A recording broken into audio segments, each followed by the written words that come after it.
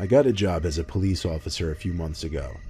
For my first year or so, I'm expected to work the overnight shifts and do 3 12-hour shifts a week. It's totally brutal, especially given that the worst things happen at night. It's only my 3rd month on the job, and I already have a nightmarish story to tell. I was patrolling around my designated route, 2 or 3 in the morning, absolutely no cars to be seen on the road at all. Most of my route was dark since there was a lot of forest in our town, and then there would be one long street called Warren Street, one of the only streets lit up by streetlights around here. All the stores at this hour were closed, of course, so there was very little going on at this time. I took the left turn off a quieter road onto Warren Street. I drove slow, always looking on both sides of the road to see if anything was going on in any of the parking lots. I picked up on something strange as my car zoomed past a coffee shop parking lot. I brought the car to a halt with a heavy stomp on the brakes, and brought it to a reverse until I got back to the parking lot. I rolled down my window and stuck my head out to confirm my eyes weren't playing tricks on me. The lights in the coffee shop were on, which was beyond bizarre. The shop always closed at 6 p.m. on weekdays. I knew because I was a frequent there and I knew the owner personally. I pulled up to the curb and figured I'd go check the door. Wouldn't you know it, the door was unlocked. I pushed the heavy glass door open and stepped into the shop, calling the owner's name. Something about my voice echoing into an empty coffee shop at 3 in the morning was freaky as hell. It gave me shivers just wondering why the lights were on. I kept calling the owner's name until I heard a sound come from the basement. I didn't even know there was a basement until that day. I found a door that led downstairs to a dark abyss. I unholstered the flashlight on my belt and aimed it down the stairs. I knew deep down it was my job to go down there and investigate, even though I was really afraid to. There wasn't a light switch to be found, so I made my way to the bottom of the concrete stairs, not able to see much outside of the narrow beam of light that my cheap-ass police flashlight projected. I was at the bottom of the stairs now, looking around the pitch-black basement of the shop. Then there was the sound again, only this time much louder. It sounded like some kind of half electronically produced and half organically produced sound. I don't know if that makes sense, but it's really the best way I can describe it. It came from a back room. I stepped into that back room, which appeared to be an office of sorts. I just stood there, waiting for the sound again. I might have stood there for 30 seconds until the same exact sound erupted from a corner of the room. It was a terrible, distorted kind of sound. It apparently came from inside an air vent in the corner. First thing I did was try to shine the light into the vent, but it didn't really work. The grill blocked any amount of light that would actually light up the inside of the vent. What I did next was put my ear up to the vent to try and listen for anything that could be inside. I heard something in there. I was 80% sure what I was hearing was the sound of someone breathing. My heart started racing even faster than it was 10 seconds ago. I tried one more time to see into the vent, this time angling the flashlight a little differently and pressing one eye up to the vent grill. I guess the light beamed off the grill of the vent at just the right angle, because I saw the glow of an eye literally 4 inches from my face. I unholstered my gun as I shouted at the person in there to come out now. But as I tried the vent door, it seemed to be screwed on still. I could hear the person shimmying away through the vents until the sound was completely gone. Where did that vent lead to? How did they get in there? Why were they in there? What was that strange noise? So many questions that still remain unanswered. I called for backup, and we did a thorough investigation. We called the owner, who came by to help us search the place at like 4 in the morning. There were no signs of breaking and entering anywhere. Not a single unscrewed vent, not a single broken window, nothing. Our investigation didn't last more than a few hours, after which we determined whoever was in the vents was gone. The thing that scares me the most is the sounds that I heard. Not just the breathing from the vent, but that sound that was emitting from the vents. That sound that could be heard all the way from the upstairs of that shop.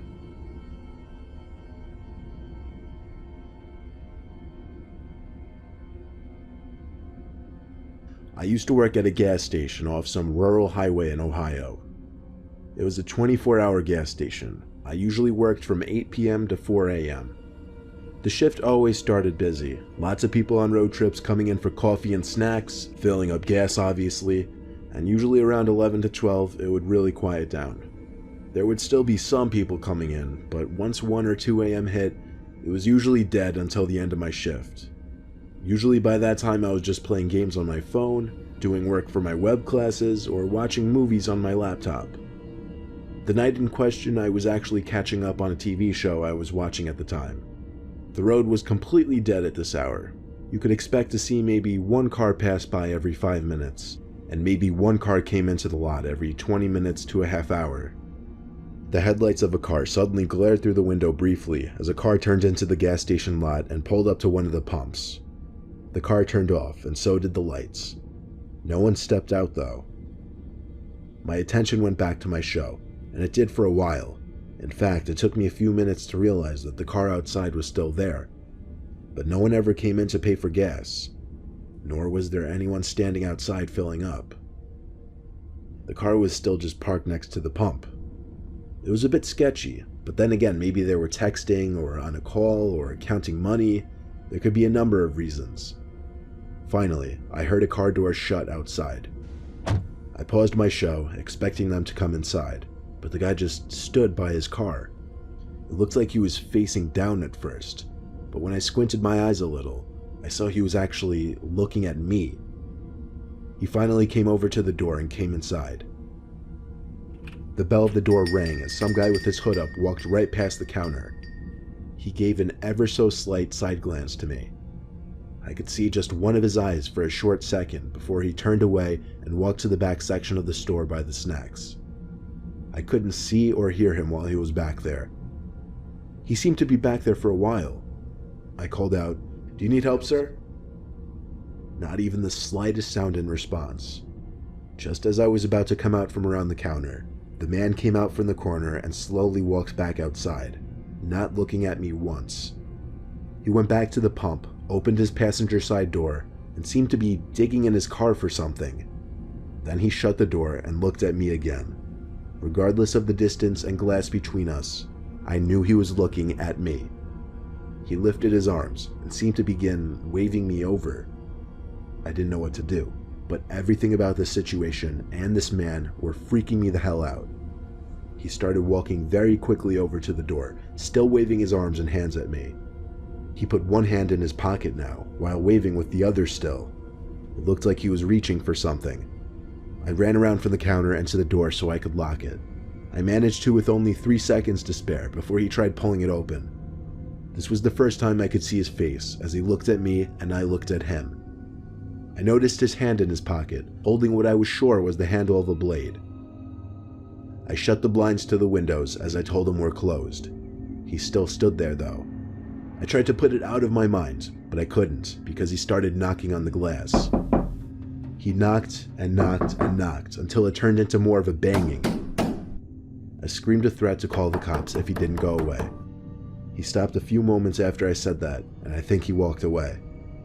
I didn't check. I simply stayed hidden in my corner behind the counter. I gave it 10 minutes before I would open the blinds back up. And when I did, I felt a certain kind of horror in my body when I saw his car was still there. Where was he? Was he in his car or somewhere outside? Paranoid thoughts came to my head, like what if he was by the back door?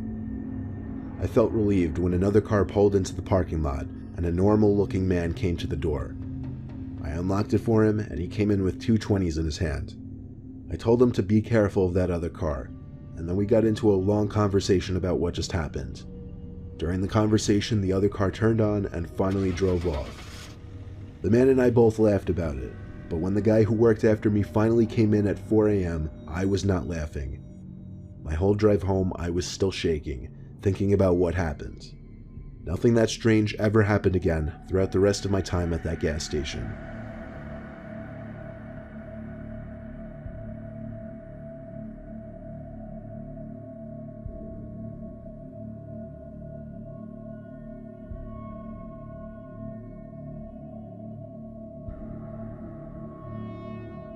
My second job ever was delivering Chinese food at a local corner Chinese place in 2008. It was one of my best paying jobs to date, mainly because of how fast paced the place was, and how many deliveries, aka tips, I would make. It was a busy Thursday night, a half hour before closing time. We had 3 delivery guys working, myself included. My boss was always a hard ass. As usual, he told me to make the delivery and be back quickly. The address led to a town 5 miles away though, so I knew this would be a longer trip. But the longer ones always had the better tips. I still remember the order. It was just an order of wonton soup and rice. It was a 15-minute drive. I pulled up to the house, and it was not exactly the most appealing area of town. I stepped out of the car with a small brown bag of food, and before I stepped up the curb from the street, I stopped and looked up at the upstairs window of the house I was delivering to. There was half of someone's face peeking at me, and by half I mean I could just see someone's eyes on the top of their nose, as if they were trying to hide. I didn't know what to think. It didn't look like some kid, it looked like a grown man. All I could do was continue walking to the door. I found a note on the door saying, "Doorbell broken, asleep, door unlocked, money on table, please come inside and leave food on table." The note was so bizarre I had to take a picture of it. You know how they say red flags can go off in your head in a split second? Well, that's exactly what I was feeling. I stepped back a few feet to look up at the window again. The person wasn't at the window anymore. I knew they weren't asleep, so why would they leave a note like this? I tried to rationalize. Maybe it's a really socially awkward person who prefers not to engage with a delivery person. I slowly turned the knob, and yes, the door was unlocked. There was no light at all in there. I couldn't distinguish where the table was that the money was allegedly sitting on. I tried going left, and found myself in what I assumed was the kitchen because I could hear a fridge nearby. Like I said, it was dark as hell in there. I finally came up with the brilliant idea of using my phone as a light. I put the brightness up all the way, and that's when I saw the silhouette of a person in the corner of the kitchen. No features, nothing. Just the silhouette of someone. At that moment, I dropped the bag of food on the floor and walked out the front door back to my car. I never looked back at that sketchy-ass house, nor did I ever go back to that sketchy-ass part of town. My boss was pissed even after I explained it to him, but that's just how he is. I did another delivery that night and went home, and couldn't sleep all night thinking about what could have happened in that house, had I actually gone up to that table.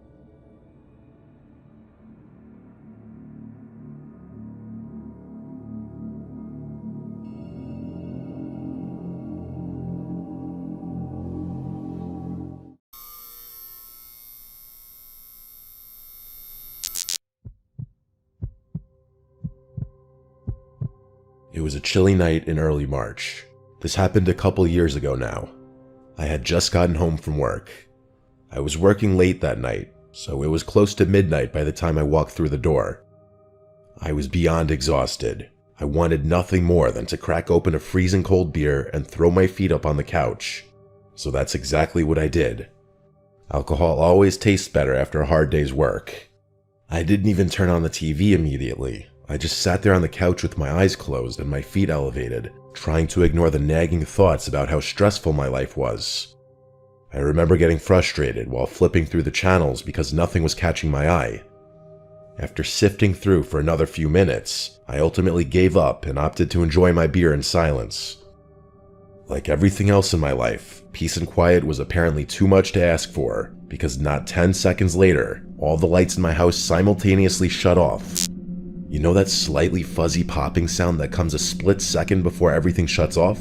Yeah, there's nothing I hate more than hearing that noise. For whatever reason, our house had a tendency to lose power every so often. Now that I think about it, it still does. Anyway, my first reaction was to step outside and see if any of the neighboring houses were affected. I stepped outside and shut the door behind me, trying to preserve any heat that I might not be able to get back should I fail to restore the power. It was late, but I remember seeing at least one house on my block with their lights on, which confirmed that my house was the problem. I closed my eyes and took a deep breath, knowing that this headache would definitely spoil whatever pleasure I was hoping to salvage from the night. I turned back to go inside, but when I turned the handle on the front door, it wouldn't budge. I froze, confused at first. I tried the handle a few more times, but it was definitely locked. What the hell was going on? I banged on the door and called my wife's name, thinking maybe she had woken up without me realizing. There was no answer. I tried to peer through the glass, but it was still pitch black in there. I ran around to the back. That door was locked too. I started panicking. My wife had a tendency to leave doors unlocked, so it was weird that the back door would be locked in the first place. I ran around to the side of the house to check the breaker, and I froze in my tracks. My hose, which I knew for a fact had been coiled, was laying in the grass just below the breaker box. The realization hit me like a freight train. Someone had cut the power intentionally.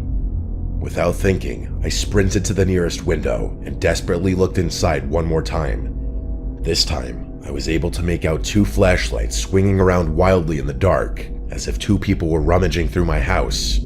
They were. I knew they were stealing shit. I was infuriated. The nerve of someone to do this while I was literally home. I reached into my pocket to call the police, only to realize that I had left my phone on the couch.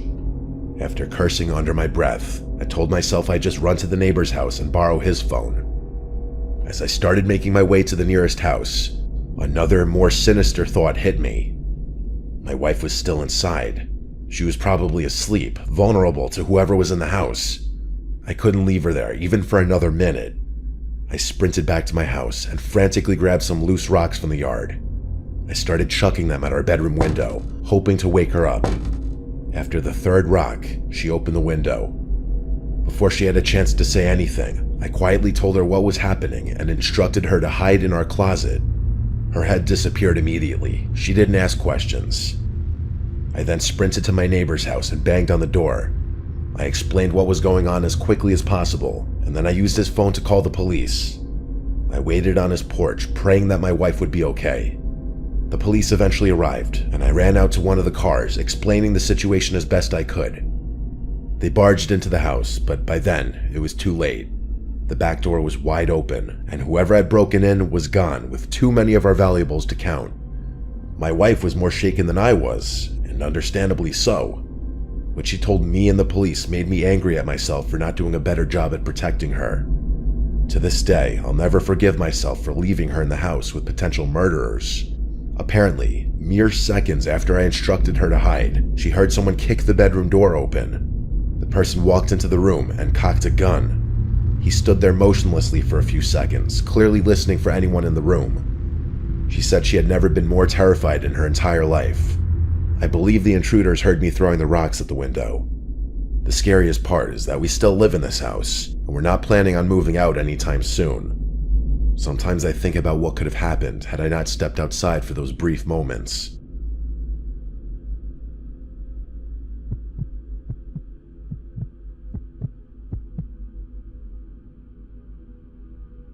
I've always lived in the shadow of my older brother. I'm not bitter about it, but it's just been the truth. He's got a successful business, and I've been trying to replicate that for the better part of 6 years now. I recently moved back in with my parents to try and find some footing. Going back home definitely felt like a step backward, but I didn't have many options. I was staying in the basement to keep out of their way as much as I could. It wasn't too bad down there. It was almost like a mini apartment. The basement had its own little kitchen, bathroom, office, bedroom, and even a TV with my old video games. With all that, I rarely went upstairs. I could pretty much live down there on my own, and it kept me from feeling like a total burden. One night, it was either Friday or Saturday, there was a pretty nasty storm blustering outside. Rain was hammering against the windows, and the wind was strong enough to rattle the whole house. I can't overstate the intensity of it. It was one of the wildest storms I had ever seen at that point. My parents were out of town for the weekend, so I had the place to myself, which was fine by me. I remember it being extra cozy down there that night. I love listening to a raging storm from the comfort of a warm bed, especially when it's late at night. There's something about hunkering down inside during a chaotic storm that really eases my mind. I was about to fall asleep to the soothing pattering of rain when the power suddenly went out. Everything clicked off at once, and I was left in total darkness. I groaned, annoyed at the inconvenience. I figured the storm must have knocked out the power, and for a second I thought about going to check the breaker, but I didn't feel like dealing with it. Not with the storm raging outside. Besides, I was about to go to bed anyway, and I didn't really know where the breaker was to begin with. I figured I'd just wait it out and deal with it in the morning. As I lay there, trying to get comfortable again, I heard something. A loud, unnatural thud against one of the basement windows. It sounded heavy, like something had hit it hard. My first thought was that maybe a branch had come loose in the wind or a tree had fallen, but the sound was sharp and deliberate, not like anything I'd heard before. As lazy as I wanted to be, I couldn't ignore a fallen tree. That was a bit of a step up from a simple power outage. Reluctantly, I got out of bed and grabbed my phone, using the flashlight to make my way over to the window. The basement was pitch black, and the only sounds were the rain pelting the glass and the low rumble of the thunder outside. I remember rubbing fuzzies out of my eyes to try and wake myself up a little bit. I held my phone up to the window, squinting through the glass, and nearly died from my heart stopping right there. There was a man's face pressed up against the window, and he was staring in at me. His eyes were wide, his skin pale and drenched, and for a split second, he made direct eye contact with me. As soon as he saw me looking, he moved away from the window. I stumbled back, almost dropping my phone in shock. What the f*** had I just seen? I felt my heart starting to race. I could barely breathe, but I didn't have much time to process it because a few seconds later, I started hearing another sound, the sound of footsteps. I listened closely. The floorboards above my head were creaking gently. There were people in the house. Between what I had just seen and what I was hearing, I was on the verge of losing it. I was home alone and my house was literally getting broken into. On top of everything, one of them knew I was in the basement. I couldn't think clearly with how severe the situation was. Everything was happening so fast, but I had no choice but to act. I quickly checked my phone, ready to call the police, but then I remembered that power outage had knocked out the Wi-Fi, and with no cell service in the basement, I was trapped down there, totally cut off. I knew I couldn't just sit around and wait for these people to do whatever they'd come to do. I tried to calm myself, thinking through my options. I couldn't let those strangers just roam around my house, but I definitely didn't want to confront them head on. I was literally stuck in a lose-lose situation. I decided I'd try to sneak upstairs, skip out the front door quietly, and then call the police once I was outside. I didn't have another choice. Keeping my footsteps as quiet as possible, I made my way up to the basement stairs. I still remember the pure fear of that moment.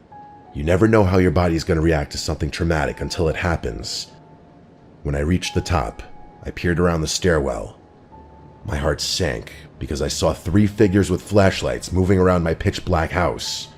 I watched them for a few seconds, literally petrified. One of their flashlights panned across their body just long enough for me to make out what one of them was carrying. It was a gun. I froze. Every muscle in my body was tense. I didn't move. I just watched as they murmured to each other in low voices. That's when I heard one of them say something that escalated the situation even further, if that was even possible. In a calm, almost casual voice, one of them said, "Alex is in the basement, go find him." I can't describe the terror I was feeling. How the f*** did he know my name? I backed down the stairs as quietly as I could, trying to keep my breathing steady, but inside, I was losing my shit entirely. I knew I didn't have much time. They were coming for me, and I had no idea what was going to happen once they found me. I looked around frantically, considering potential hiding spots. There wasn't time.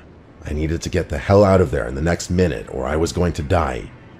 The only possible way out was through one of the basement windows, but they were all sealed from the inside. I had no other choice. I grabbed a nearby stool, climbed up one of the window wells, and smashed the glass with my elbow.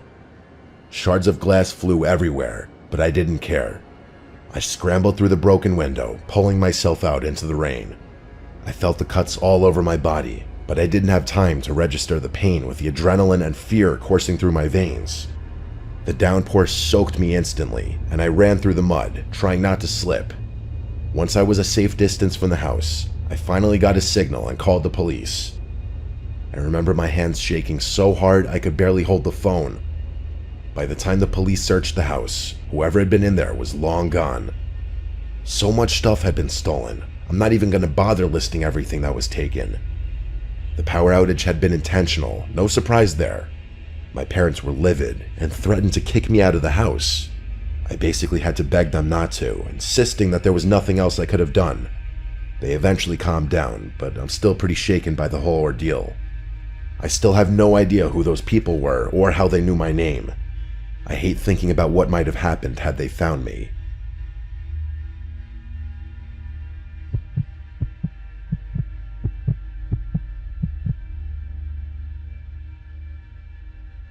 I live in a quiet suburban area, but there are a lot of more densely populated towns within driving distance of me. A few months ago, I picked up a night shift security job at a warehouse a few towns over. It was situated in this industrial space that stretched on for miles. The building itself was isolated with rows and rows of tall metal shelves and a couple of big loading docks. The work was easy, routine checks, basic security, making sure everything stayed locked up. It was quiet. Usually too quiet, but I didn't mind. I liked the solitude, and most nights I could finish my shift without much happening. It was a Thursday night and it was pouring out. I was checking my phone every so often for updates on the storm, as I wasn't too keen on having to drive home in those conditions. Luckily, there wasn't much for me to do that night, so I at least had that going for me. The power in the warehouse flickered a few times, but held steady, so I wasn't too worried. But about an hour in, the power finally gave out, plunging the whole warehouse into pitch black darkness. I was pissed. I was the only employee there that night, so the responsibility for restoring the power was mine. I had obviously been prepped for a situation like this, but I never thought I'd ever have to actually deal with it. I stepped out of my little security room to begin the process. They had instructed me to unplug some of the massive machines before checking the breakers, so that's what I went to do. My flashlight was the only source of light in the whole place. It was honestly creepy as hell.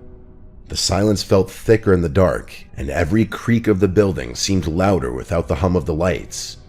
My footsteps echoed like 100 times louder too, which was definitely an odd feeling.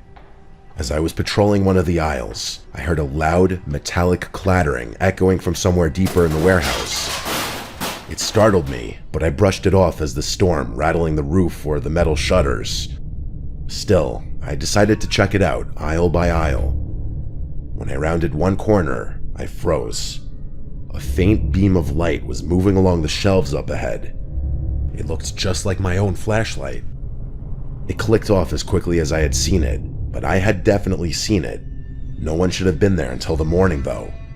I felt my heart start to race. Why the hell would someone else be in here? I debated calling out, but ultimately decided against it. When I reached the spot where I'd seen the light, it was gone. The aisle was empty, just rows of crates and shelves stacked high with inventory. I started freaking out, knowing I wasn't going crazy. I knew what I saw. I had a job to do, though. I debated calling the police, but wasn't sure if what I had seen would be enough. I guessed there was a slight chance I could have imagined it. In hindsight, had the company not equipped me with a taser, I probably would have just called the police right there. As I continued my patrol, a strange smell hit me. A musty, metallic odor, like rusted metal or stagnant water.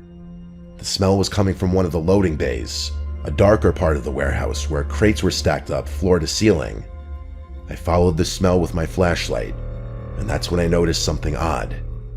My beam reflected off the polished concrete floor, revealing 2 sets of wet footprints leading into one of the storage aisles.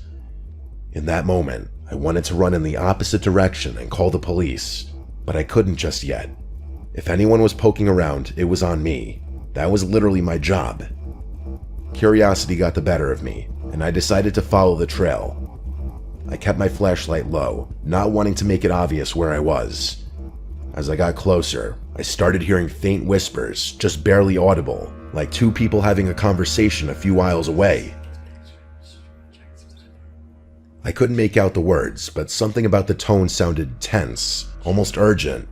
I clicked off my flashlight and held my breath, trying not to make any noise. I gripped my taser and crept closer to the whispering. As I turned the corner, I raised my flashlight to confront whoever was there, but there was honest to God no one in front of me. The whispering had also stopped, which was pure insanity. They had literally been right in front of me. How the hell had they disappeared so quickly? The whole situation had me rattled. I decided that I wasn't getting paid enough for this, so I decided to just make a beeline for the circuit room and get the power on without worrying about my other tasks. I made it there and started fumbling around with the breakers in the dark. As I was doing that, I heard something scrape across the floor nearby. I swung my flashlight around and spotted the edge of a metal tool lying just a few feet away. A crowbar. It hadn't been there before. This was serious now. Whoever was in there with me had potentially malicious intentions. I yelled out that I was armed, which was kind of a half-bluff considering the taser. I needed to get out of there as fast as possible. My nerves were shot at that point, but I knew my life was more valuable than whatever consequences I'd face for leaving. As I was heading for the door, a loud, metallic crash echoed from the far end of the building, followed by the unmistakable sound of rushing footsteps. I felt a surge of adrenaline and started running toward the noise. I turned the corner, and there they were. Standing in the middle of the aisle were two figures dressed all in black. One of them was holding a crowbar identical to the one I had just walked past. They looked at me for a split second, and then, without warning, started sprinting directly towards me. I didn't think, I just turned and ran. All the confidence I had just mustered up was gone. I could hear their footsteps pounding behind me, but I didn't dare look back. I weaved through the aisles, praying that I'd be able to navigate this place better than they could. After what felt like an eternity, the footsteps faded. I paused, catching my breath, and realized they weren't chasing me anymore. Eventually, I made my way toward the exit door and stepped outside. I immediately called the police and begged them to come as quickly as possible. They actually arrived pretty quickly, which I was thankful for. Of course, those two strangers were long gone by then, but the officers were really helpful, and even helped me get my power back up. My boss was not as sympathetic, though. He gave me shit for running, and I almost lost my job over the whole incident.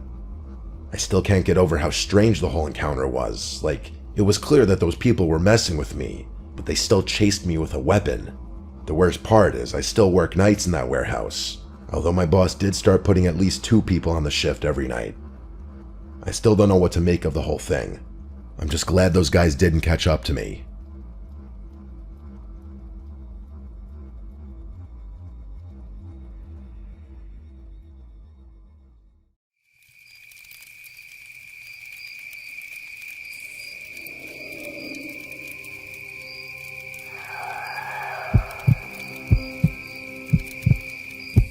This happened during spring break of my junior year of college. Me and my 3 closest friends, Kevin, Ali, and Seb, decided to go car camping in Colorado. We'd been doing these trips together since freshman year, but we were all pretty broke that semester, so we went with dispersed camping instead of paying for an actual campground. I found this spot on one of those camping apps that showed free sites. It was somewhere outside of Buena Vista, tucked back on this forest service road that seemed to go on forever. The 4 of us had done enough camping together that we knew what we were doing. We got there around late afternoon and found this clearing near what looked like it used to be a creek bed. It was completely dried up, but you could tell water had run through there at some point. The area was pretty isolated. We didn't see any other campers or even tire tracks from recent visitors. It was honestly perfect for the kind of vibe we were going for. We set up our tents in a loose cluster, maybe 15 feet apart from each other. Nothing fancy about the arrangement, just wherever the ground looked level and didn't have too many rocks. I don't even remember what we did that night, probably just drank a few of the beers we brought while playing cards. We were all pretty tired from the drive, so we called it around 11 and went to our separate tents. I remember sleeping really heavily that night, which was weird for me to begin with, but especially during a camping trip. Usually, and this is when I'm sleeping on a comfortable bed in a climate-controlled room, I wake up multiple times from being cold or needing to pee or whatever else. Point is, I'm a very light sleeper, and during a camping trip, forget it. I'm used to waking up at least 3 times. But that night, I felt completely knocked out, like I'd taken a sleeping pill or something. When I woke up the next morning, something felt off immediately. I unzipped my tent to get some fresh air, and then I just froze. I noticed it immediately. All 4 of our tents had been moved, like not ruffled or roughed up by an animal, actually moved. They were arranged in this perfect square formation around a pile of stones that definitely hadn't been there when we went to sleep. Part of me felt like I was still dreaming. That's how bizarre and borderline unbelievable the sight before me was. Each tent had been relocated maybe 20 or 30 feet from where we'd originally set them up, but that's not really what freaked me out. The stakes were still perfectly secured in the ground, and nothing inside any of the tents had been disturbed. My sleeping bag was exactly how I left it. My phone was still plugged into my portable charger, and all my other gear was in the same spot. Nothing was missing from my tent, which I checked, double-checked, and triple-checked. I thought I was going crazy. I yelled to wake up my friends. Kevin was the first one to emerge from his tent, and I didn't even have to explain the situation to him. I could see on his face that he was experiencing the same confusion I was. Allie and Seb crawled out a few seconds later, and as I watched them take a look around at the campsite, it was the exact same thing. None of us remembered anything.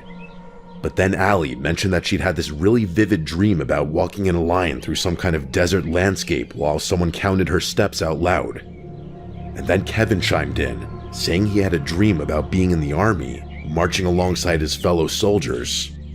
Seb didn't remember having a dream, and neither did I. But we found it odd that both Allie and Kevin had eerily similar dreams. The vibe between the 4 of us was really weird, but hard to describe. It was almost like we were reading each other's minds.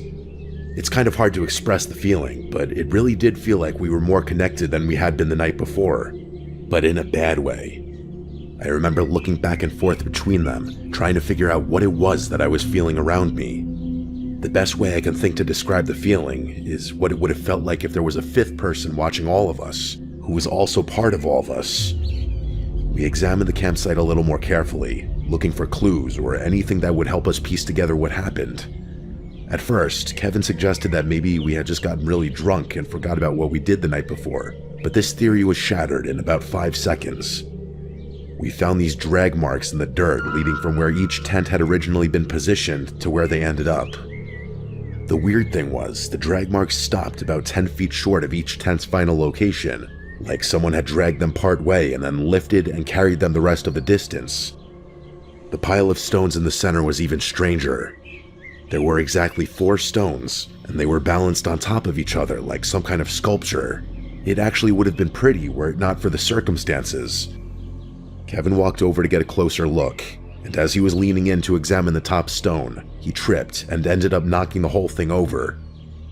The stones just kind of tumbled to the ground, nothing dramatic.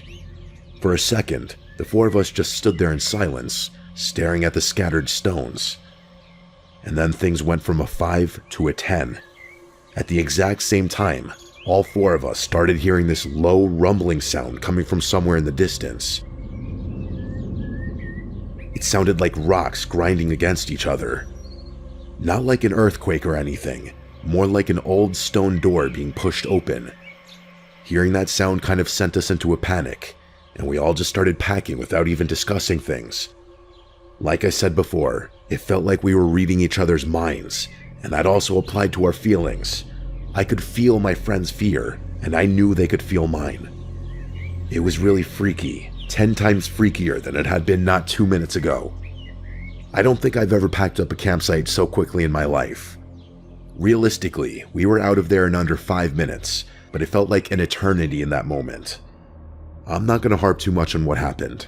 I really don't like thinking about what happened that night, and I'm worried that if I think too much about it, it'll go from being a fever dream that sort of sits in the back of my mind to something more real. That was 5 years ago now. The 4 of us don't really see each other anymore, but I guess that's kind of how it goes as everyone gets older. Kevin moved to Denver after graduation. Allie's in grad school in California, and I think Seb moved to Chicago with his girlfriend. We keep in touch, but we've never really talked about that night since.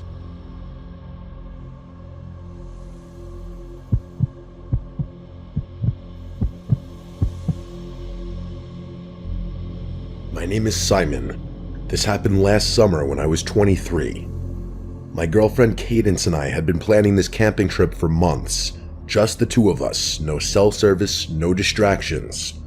We'd been together for about a year and a half at that point, and honestly, things had been getting a little stale. Not bad, just routine. We figured a weekend in the woods would be good for us. We picked a spot in the Eerie National Forest in North Carolina. I'd been looking at different locations online for weeks, trying to find something that wasn't too crowded but also wasn't completely isolated. The place I settled on was this campground about 3 miles down a Forest Service road. According to the reviews, it had maybe 6 or 7 sites total, and they were pretty spread out from each other. We left Friday afternoon around 3, stopped for supplies at a grocery store near the forest entrance, and made it to the campground just before sunset. The road getting there was rough, lots of potholes and loose gravel, but my truck handled it fine. When we pulled into the main clearing, I was honestly pretty satisfied with my choice. There were a few picnic tables scattered around, a couple fire rings, and the sites themselves were tucked back into the trees enough that you'd have some privacy. We drove around slowly, checking out the different spots. Most of them were empty, which was good. We passed one site that had a blue sedan parked there, but I couldn't see anyone around it. Cadence pointed to a spot at the far end of the campground, right where the road dead-ended into the forest. It had a decent clearing for the tent and was positioned so that the trees blocked the view of the other campsites. We spent the next hour setting everything up. Cadence is one of those people who's really particular about how things are arranged, so I mostly just followed her instructions. By the time we were done, it was starting to get dark. I got a fire going while Cadence made sandwiches, and for a while, everything felt exactly how it was supposed to. We were sitting there drinking beer, watching the flames, not really talking about anything important, just existing together, which I think was kind of the point. Around 10 or so, Cadence went to brush her teeth at the spigot near the picnic tables. I stayed by the fire, poking at it with a stick and finishing my beer. That's when I noticed someone standing at the edge of our site, just beyond where the light of the fire reached. I jumped a little, I'm not gonna lie, because I genuinely hadn't heard anyone walk up. The guy apologized for startling me and said he was camped over in the blue sedan and that he just wanted to introduce himself. His name was Aiden, and he looked to be about 30. He had this really intense way of maintaining eye contact that made me a little uncomfortable, but I obviously wasn't going to say anything. Cadence walked back toward us, and I could tell from the way her hips were swaying that she was not pleased with the interruption. Aiden noticed her, turned, and said she'd picked a good spot, real secluded. He mentioned he was solo camping, trying to get away from people for the weekend, which seemed kind of contradictory since he was literally standing at our campsite making conversation. And by the way, as soon as Cadence walked back, I didn't exist anymore. This guy Aiden's full attention was on my girlfriend, which wasn't exactly surprising, but weird as hell. We talked for another minute or two, and by we, I mean he talked at Cadence while she just gave him awkward reply after awkward reply, waiting for him to get the hint. Eventually, I butted in and told him we wanted to get some sleep because we were waking up early, and that got him to leave. As soon as we walked into the darkness, I noticed he didn't use a flashlight or anything, which I thought was a little odd. Cadence and I agreed about the weirdness of the whole thing and decided to try and forget about it. We stayed up for another hour or so, then put out the fire and went to bed. I don't remember falling asleep, but I do remember waking up, and the moment I woke up, I realized something was wrong. It took me all of 3 seconds to realize I had woken up to voices somewhere in the distance. It sounded like 2 people having a conversation somewhere near our campsite.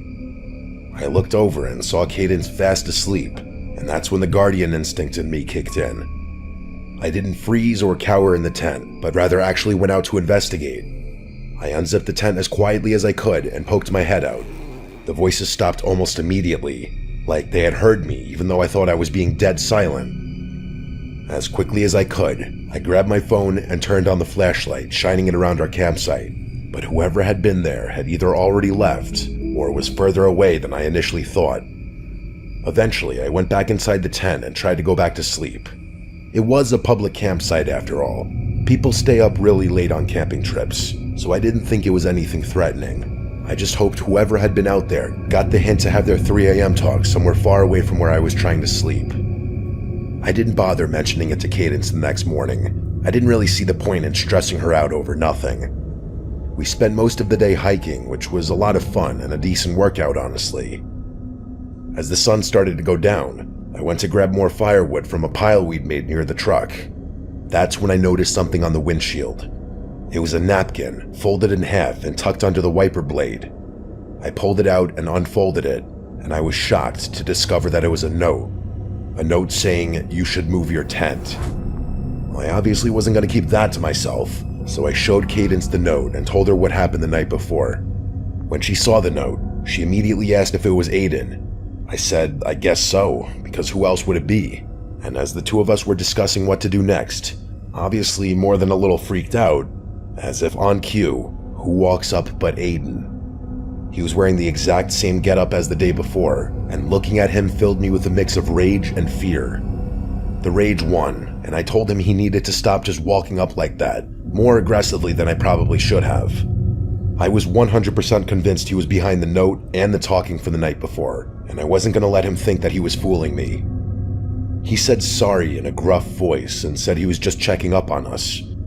Before I could respond, Cadence asked him why he'd need to check up on us, and actually said something that really surprised me.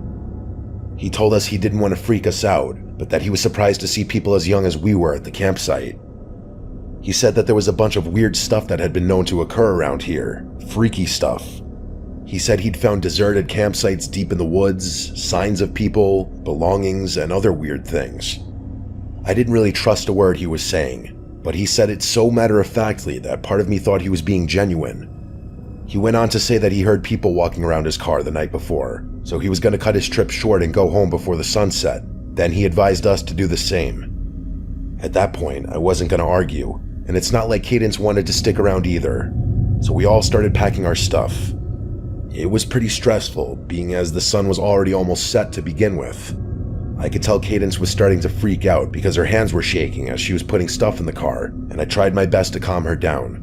But I wasn't feeling great about things either. We finally finished getting everything in the car, and I started pulling out without another word. The sun was basically set at that point, and it would probably be fully dark in a few minutes. But as I was driving out, I noticed Aiden's blue sedan was still in his campsite, which I found strange. I saw Aiden crouched down near one of his tires, so I actually stopped my car. I asked him what he was doing, and he stepped back from his car to reveal a massive gash in the tire, something that was definitely done deliberately. There was no question about it. Cadence said holy f***, and I was pretty shocked to see it as well. I didn't know what to do. At first, he asked if I could give him a lift, but Cadence whispered that she wouldn't be comfortable with that, so I told him I couldn't, which led him to ask me if I would call the police for him as soon as I got service, and I told him I would. I pulled out of the campground and started down the dirt road. My headlights were on full blast. We were maybe 100 yards down the road when I glanced to my right and saw them. There were 3 figures standing in the woods, maybe 30 feet off the road. They weren't moving, and it didn't look like they were trying to hide either, almost like they wanted to be seen. I only saw them for a split second, but I was 100% sure they were people, and Cadence noticed them as well. My foot instinctively hit the brake. I don't even know why. Maybe some part of me thought I should go back and warn Aiden, or maybe I was just trying to process what I was seeing. But before I could think it through, Cadence grabbed my arm and screamed at me to drive, like a genuine scream. So I did. Cadence didn't say anything the entire way back to the main highway. As soon as I got service, I pulled over and called 911. I told them everything, and the dispatcher said they'd send someone to check on him. We never heard back from them. I wasn't really expecting to, but I had this sick feeling that something really wrong happened to Aiden, and that I was partly to blame. Cadence tried to reassure me that he was in on the whole thing, which is a possibility, but I think that's just a way to cope more than anything. Either way, this is still something I think about from time to time.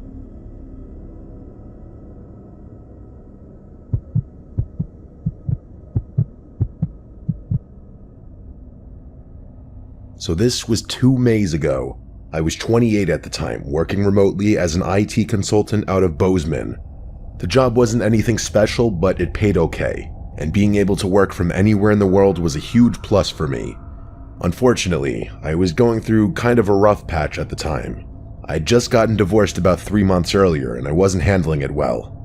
Nothing I tried was working, and believe me, I tried everything.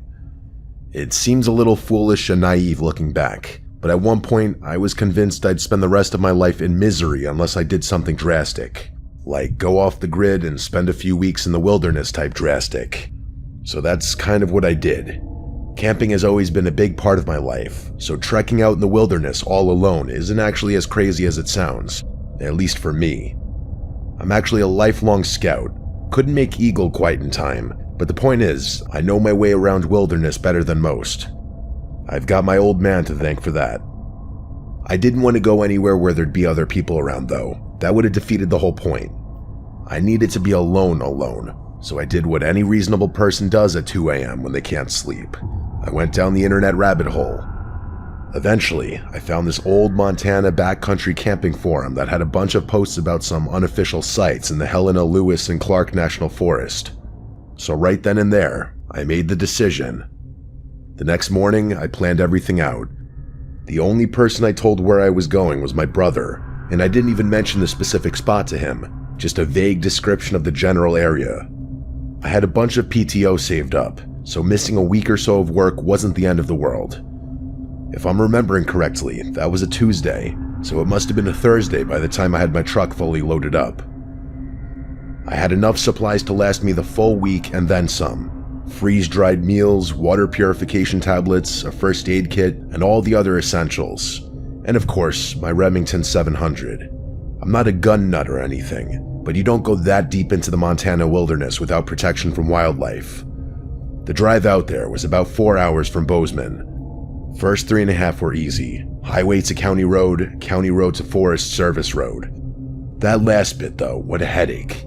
My GPS kept trying to reroute me because the service road I needed wasn't in its system. After some painful backtracking and double-checking the descriptions of some of those online posts, I found this overgrown trail that seemed to match up with what someone had written. Twice I had to stop to move branches and other debris that were blocking the path. My truck's a decent 4x4, but I was starting to worry about getting stuck. I drove along the path until it was impossible to go any further, at which point I just shut my engine.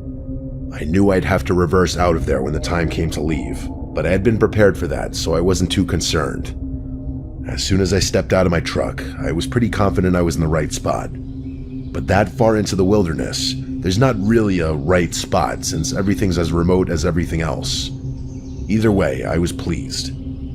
There was a clearing not too far from the cluster of trees I had parked in front of, and it looked like a perfect place to set up camp. Except there was already a tent there. I noticed it almost immediately. It was this old olive green tent that looked like it was from the 80s.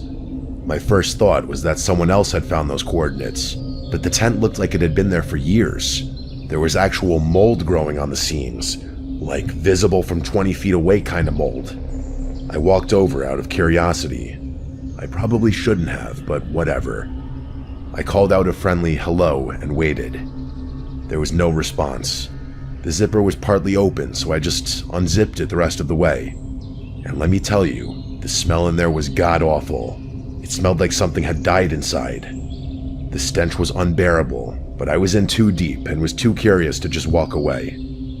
I looked around the tent and saw an empty sleeping bag, some soup cans, and a little notebook.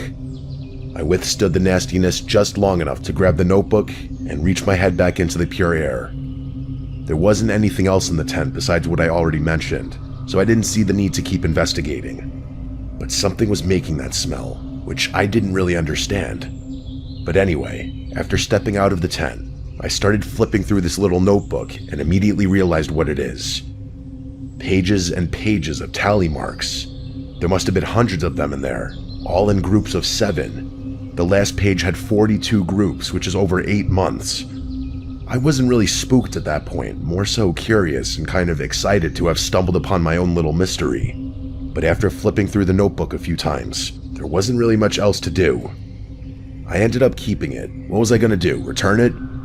But anyway, I decided to set up my own camp on the opposite side of the clearing. A decent distance away from the tent, but close enough to keep an eye on it. I didn't like the thought of letting it out of my line of sight.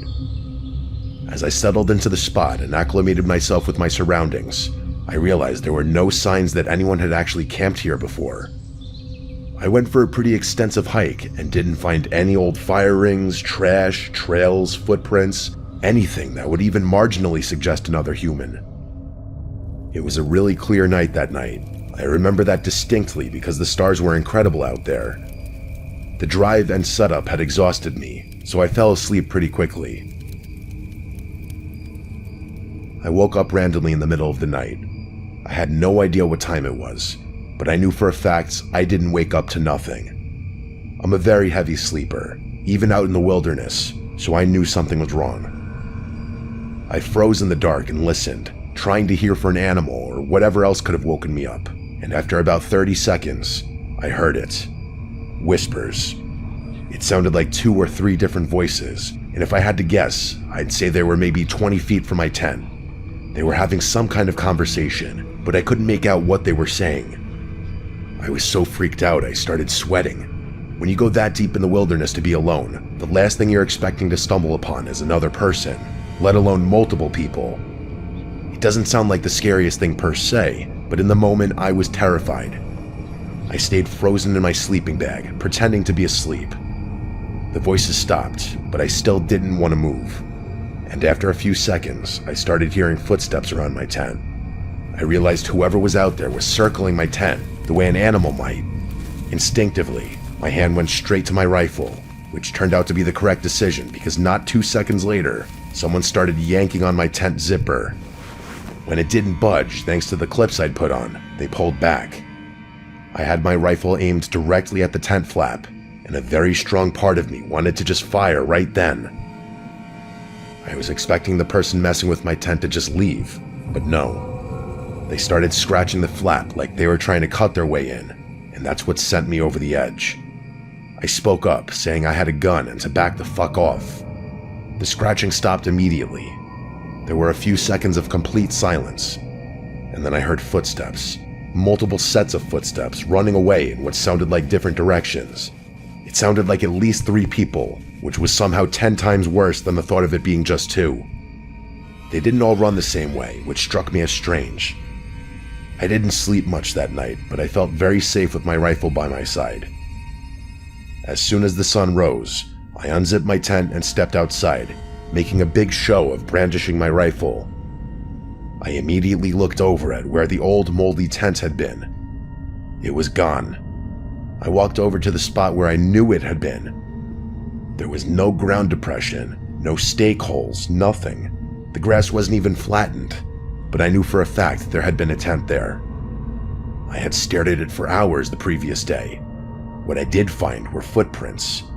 Bare human footprints all around my campsite in a rough circle about 20 feet out. There were tons of them, and they were different sizes, which confirmed to me that there had been more than just 2 people out there. Some of them were also really deep, like whoever made them had been standing there for a long time. One set of prints led over to a big pine tree at the edge of the clearing. I walked over, and that's when I saw them. Fresh cuts in the bark. I knew what they were. Tally marks. 7 groups of 7, and the start of an 8th group.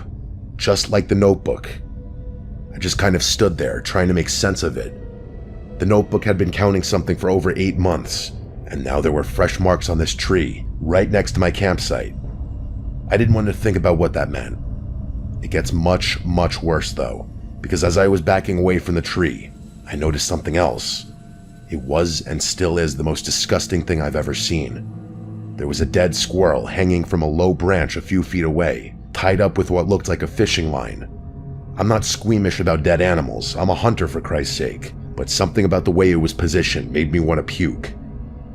I didn't really need any more of an indication. I immediately ran back to my campsite and started packing my stuff as fast as I could. I'll admit that my hands were actually shaking while I took down my sight, and I was having trouble focusing on the task at hand without looking over my shoulder every few seconds. After what felt like forever, I finally finished packing everything and started jogging towards my truck. I threw everything in, jumped in the truck, and started backing out. Part of me thought my tires were going to be slashed or something else, but thankfully my truck was untouched. The path was narrow, and backing out was even harder than pulling in, so the ordeal was torture. It was hell, but I made it, and I don't think I was followed. By the time I made it back home, I decided I wouldn't even bother calling anyone. I did not think there was a point. Like, realistically, what would I even report? It's not like anyone would go that far into the woods to investigate. The thing that freaks me out the most is the sight of that squirrel. No one does that unless they're trying to send a message or a threat. I honestly don't know what would have happened if I stayed another night, or if I hadn't been armed.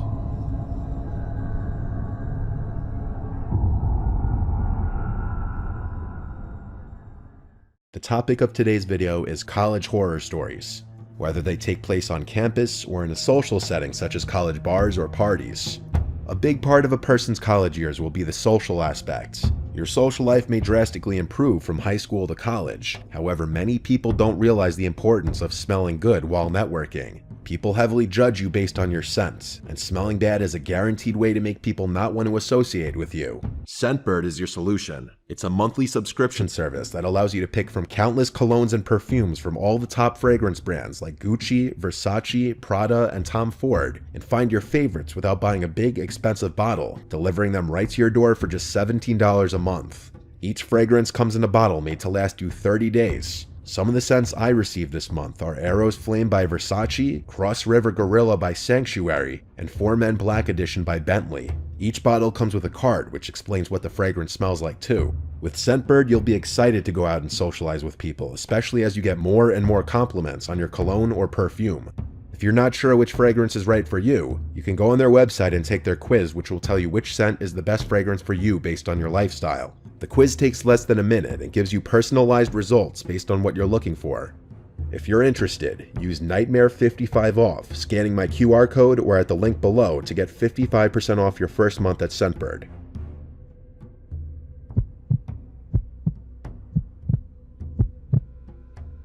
My name is Chuck. I graduated from the University of California, Berkeley in 2016. My college experience was perfect. I was part of a frat, I managed my studies well, and spent just the right amount of time chasing girls. I'm actually still friends with a lot of my old frat brothers, and I recently got engaged to my fiancée Rosie, whom I also met at Berkeley. If you had asked me my opinion of Berkeley when I was a freshman though, I can assure you that my answer would be very, very different. What I'm about to tell you is one of the main reasons why. I was never overly ambitious in high school. The Berkeley atmosphere was extremely foreign to me, and it was weird being surrounded by so many self-proclaimed high achievers. As a freshman, I was quickly swept up into the frenzy of career development and planning the next 30 years of your life as an 18-year-old. Silly, I know, but that was the nature of my school at the time. If you wanted to get any sort of offer in the business world, having a strong LinkedIn profile was a necessity. I can still remember the stress of cultivating a professional image online, as if my future hinged on which people I connected with and what skills I listed. Regardless, I checked all the boxes and began my search for a summer internship. It wasn't long before my inbox chimed with an actual meaningful message. To my genuine surprise, a prestigious business firm had reached out to me, expressing interest in my profile. It wasn't one of those bot messages either. The substance of the message indicated that this was actually a unique message designed specifically for me. I read it over like 6 times before finally responding, and after about a day and a brief correspondence, I was invited to a first-round interview. I spent hours researching the company so I'd know what to expect come the interview, and I prepped myself with all the sample questions I could find. I soon got a message from a guy named Armand Slowinski. I'll never forget that name for as long as I live. He stated that he was to be my interviewer, and naturally, the first thing I did was do some background research on the guy. However, excitement soon gave way to puzzlement. I scoured LinkedIn for Armand's profile, expecting to glean some insight into the person I'd soon be meeting. Strangely, I found nothing. No trace of their professional footprint, no social media, nothing. I shrugged it off, attributing it to perhaps a preference for privacy or something like that. Armand and I agreed on a day and time, and he gave me the interview location. I searched it up on my phone and realized that it was some random coffee shop in Oakland. This is when I started getting confused. Why would an interview not take place in Berkeley? We had tons of coffee shops and perfect places for interviews in our college town, so I was just perplexed. The address online seemed pretty normal though, so I didn't think much of it. A day before the interview, I told my friend Riley about the situation. He was even more confused than I was, telling me that the situation seemed fishy. I agreed with him, but I figured it was worth it for the position I might be getting. He asked me how I was getting there, and I told him I was Ubering. He offered to give me a ride, as he wasn't doing anything at the time. I thanked him and took him up on his offer. Little did I know, I might not even be telling this story if he hadn't offered to drive me. It was 4 in the afternoon the next day, and Riley rolled up to my dorm. Admittedly, I was extremely nervous, and this was one of my first interviews. I got in the car, and we were off. 20 minutes later, I told Riley to drop me off on the street, as I didn't want to be seen having a friend drop me off for an interview. I thanked him, and he offered to wait for me. I asked him if he was sure, and he smirked, pulling out a big bag of weed from inside of his dashboard. I laughed, then shut the door. I walked the couple minutes to the location and froze in my tracks. I looked up at the literal construction site in front of me. There was no coffee shop. Even stranger, this entire area wasn't residential at all. Like, all of the buildings looked closed or private. Confused, I double-checked my phone and confirmed that I was in the right location.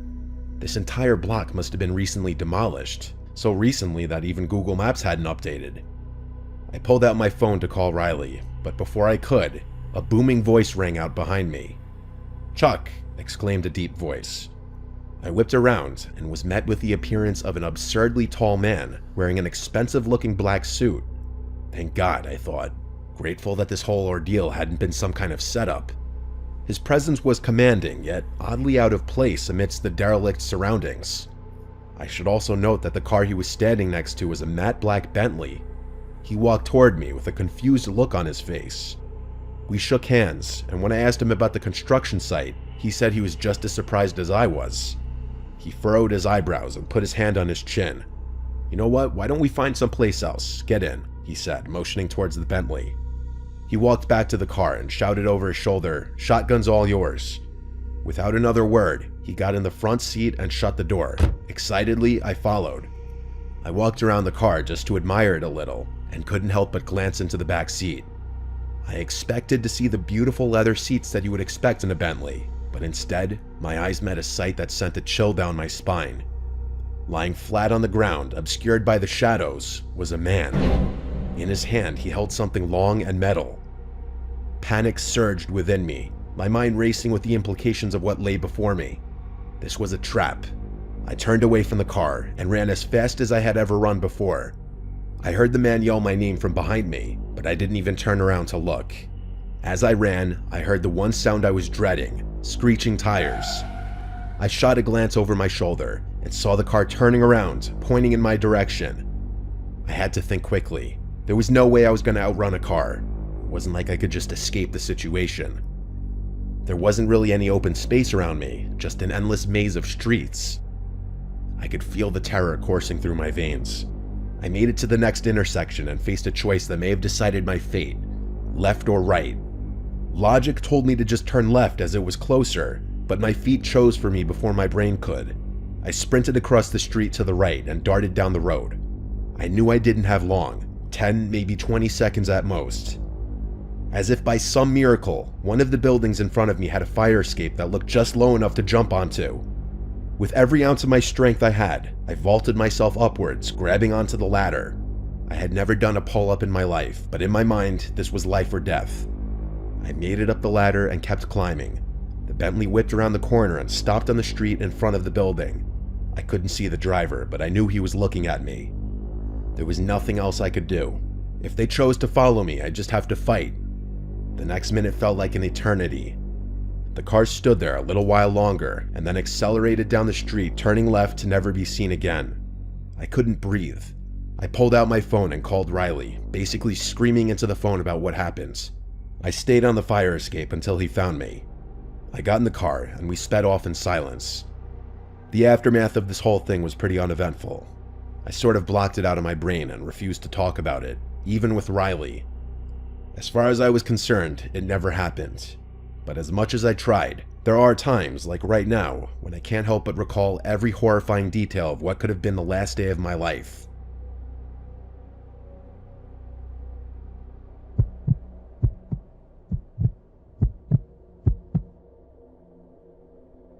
This is a fresh story happening pretty recently. My family and I were driving to college to help me move in, as I'm currently a first-year student.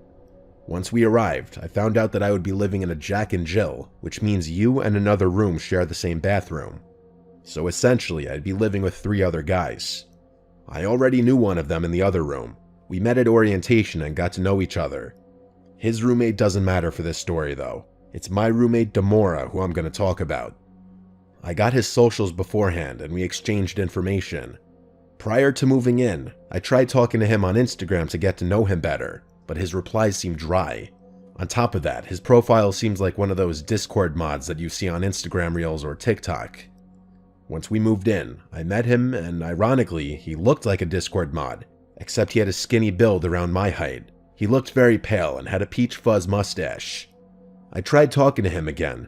His talking style matched his texting style and seemed very introverted. He stuttered a lot and always tried to end the conversation as quickly as possible. I tried to lighten him up by asking what kind of music he listens to, but he said he doesn't, as music wouldn't fill his cup of emptiness. To make things more weird, when he set up his PS5, he immediately started gaming. It's not him gaming that's weird, it's what he does when he games. Demora makes these weird grunting noises, violently shakes his body, and laughs when he spams the controller, and he puts his feet in his desk cabinet, occasionally grabbing his feet and pulling them towards his body during his shakes as well. He whispers to himself as he plays by himself or with his online friends, and he usually repeats what he whispered twice in a gigglish manner. He stays in the room 24/7 and almost never does homework. His movements alone freak me out as I'm trying to sleep. But there's more to this story. Sometime around the first week, I went out with some friends that I met in my dorm building, and I came back pretty late to my dorm, around 1 a.m. Demora looked asleep in his bed, so I nudged it off. As I went to my cabinet, which was right next to my bed, I felt my arm hairs get goosebumps and felt the urge to turn around. So I did. Demora was staring right at me with a slight grin on his face. I yelped and said, "Holy fuck, Demora, why are you looking at me like that?" He laughed it off and said, "Dark time," and turned around to face the wall. This creeped me out, and it happened, I want to say 3 more times. I tried to move out, but my college said they didn't have any dorms open, so I tried to move into the other room, but one of the other roommates didn't want to leave as well. This meant I was stuck with Demora for the semester, and I just had to deal with it. About 3 months passed by, and I come back from my English class. When I opened the door to my dorm, Demora stood up in a panic, asking me why I'm back so early. This was weird, as my English class actually ended late, hence me getting back late. I asked him if he needed the room to himself, and he declined, striking some weird pose that looked like it was from some anime, and he said that I shouldn't be worried at all. I visibly cringed at him, and his statement only made me more uncomfortable. I noticed he had a box on his desk, and when I brought it up, he told me that it wasn't important. I shrugged it off. At this time, I noticed that my iPhone charger and my scissors were missing. I asked Demora if he saw it, and he said he had it. He handed me the scissors, and as he was handing me the iPhone charger, the cable knocked his box over to me as well. The box opened, and what I saw made my heart sink. A sticky note that had my name on it fell out. Alongside this was what looked to be a see-through case. Inside of it, eyelashes, a pair of glasses, a pair of my socks, and a disposable photo of me that I took as a joke. He collected all of it up off the floor as he tried explaining the meaning of it, and I yelled at him to get out. He left immediately. I texted my RA the situation, and he told me that he was out at the moment, but when he comes back tomorrow, to show him the box as evidence so that they would have a reason to kick Demora out. So I got the box and hid it within my laundry bin. I felt really rattled, and the sight of my roommate disgusted me. However, in an hour, he came back. I just told him to stay on his side and not to talk to me. After that, no words were spoken. I tried to stay awake out of fear that he might try to find the box, but after it being a long day, I fell asleep around 2 a.m. When I woke up, I saw Demora was gone, and it felt good seeing him out of the room for once, but then I remembered the box. I went to my laundry bin, and it was gone. I panicked, and not long after, my RA was knocking on the door. I let him in and told him the story. While he did believe me, he said he can't do anything without that box, otherwise he'd just be going off my word alone, which isn't much. I felt like I was losing my mind. The RA left, and about 5 hours later, Demora came back. I asked him what he did with the box. He played dumb and said, "What box? I don't know what you're talking about." I pressured him to stop playing dumb, but Demora kept denying it. I couldn't stand, look, nor be in the same room with him anymore. It's now second semester, and yes, I'm still dorming with Demora, unfortunately. He did let me know that he will never do it again, and that if he does, he'll let me know and we'll move out immediately. I took his word, and we're still dorming as of today. However, I stay out of the room as much as I can. He still creeps me out. And the worst part is that I can't sleep sometimes, nor focus during the day, as I keep thinking of what was in the box. Why did he steal my photo? Why did he steal my socks? What were the glasses for? The part that leaves me scared each time is what those eyelashes were doing there. And perhaps weirdest of all was he labeled the box with my name.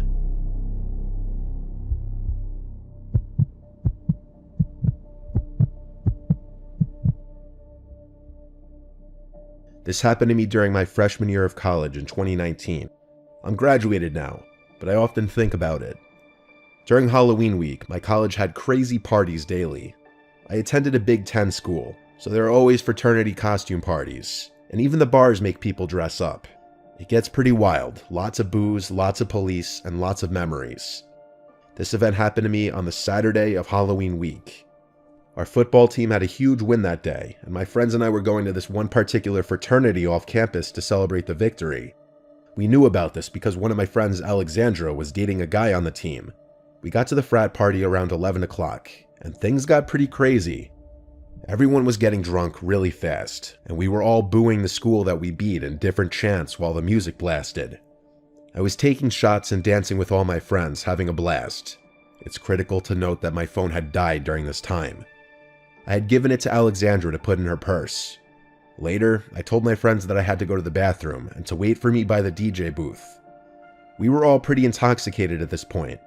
While I was in the bathroom peeing, I heard some frat brother in the house scream "cops" at the top of his lungs, and people started screaming and scrambling to get out of the house. I sprinted out of the frat house and was greeted by multiple cop cars and lights flashing. People were sprinting in different directions. Some cops were already talking to the frat brothers, while others were trying to catch underage people. In my intoxicated state, I realized I didn't have my phone. I started yelling out for my friends while avoiding the cops. Realizing I wasn't going to be able to find them in the crowd, I decided to start making my way home, even though I wasn't entirely sure how to get home. This frat house was pretty far off campus in a different part from other frats. I started making my trek home, and it was absolutely freezing. Even though it was only October, it was like 37 degrees that night. I'm still heavily tipsy, but conscious of everything around me. After a while, I knew I needed a break to warm up and hopefully sober up. I saw a building that looked like one of the academic buildings I'd heard about, so I approached it, opened the door, and stepped inside. It was pretty dark in there, but a few exit signs at different door entrances illuminated a decent portion of the inside. After 5 minutes, I started to sober up a little bit and realized I wasn't in an academic building. I was in a warehouse. I was much warmer, but I became nervous about the eerie feeling around me. I went to open the door, and a pit sank in my stomach. It was locked. How could it have been opened if it was locked from the inside? I started to make my way towards a door near the exit sign. I pushed it open and went through the door, expecting it to lead me to outside, but it was to another part of the building. This room was much smaller, illuminated by a low red light. There was a buzzing noise in the room from some machine. I could see chains hanging from the ceiling and steam in the room. I shit you not, it was like a typical horror movie scene. I went to turn around and go back through the door, but this door was also locked behind me. Sheer panic set through me, and at this point, I was trying not to break down. I leaned up against the wall and slid down silently, crying. This is when I heard it. A door slammed shut and footsteps. I instantly went silent and my eyes widened. I heard another door shut and more footsteps. It was getting closer to my area. I saw the door next to me, and as quietly as possible, I opened it and snuck through. I started wading through the hanging chains and the steam. I heard the door from the previous room open and the footsteps approaching, and they were big, heavy footsteps. My fight or flight kicked in, and I came near a window. With all my might, I kicked it 5 times with my foot, shattering it. This was when I heard the feet running towards the door. I had maybe 10 seconds to spare. I leapt out the window, not even realizing that the other side of the building I was now on happened to be a high drop. I fell like 10 feet out of the window, landing on top of 2 recycling bins. I pushed myself off, shocked by the impact, and looked up at the window. It was shattered, and there was no one in the window frame. I dashed underneath some pine trees a few feet away, hiding myself in the shadows. When I looked back up, that's when I saw a figure looking out the window, looking in all directions for me. My whole body went numb in fear. As quietly as I could, I snuck across the street and ran. I ran for my life as fast as I could, for I didn't know how long until I recognized the side of campus my dorm was on. I got back to my dorm, and my friends were waiting for me outside, panicked and freaking out. They told me I had been gone for almost 4 hours. The following day, I told them of my experience. My friends' mouths hung open as they listened to me talk. After further discussion, I discovered that it was a building that hadn't been used in several years. The pit in my stomach hit me again. Whoever was in the building wasn't a cop. He wasn't night security. This was some random person after me. It still makes me sick to this day. If I hadn't been more quiet or thought as quickly, I could be dead. Even though I tried to find out information, nothing came up. It still remains the scariest thing that's ever happened to me.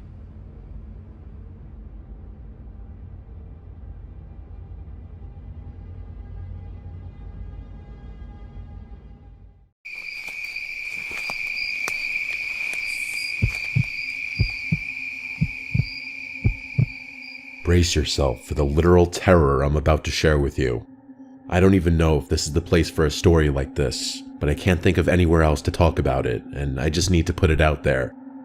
I've told everyone under the sun about this. My family, my neighbors, my friends, random news outlets. It's never enough.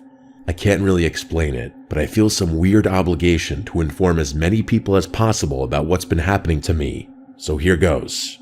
It's November of 2019 as I'm writing this. The story goes way back. I'm talking like 7 years plus.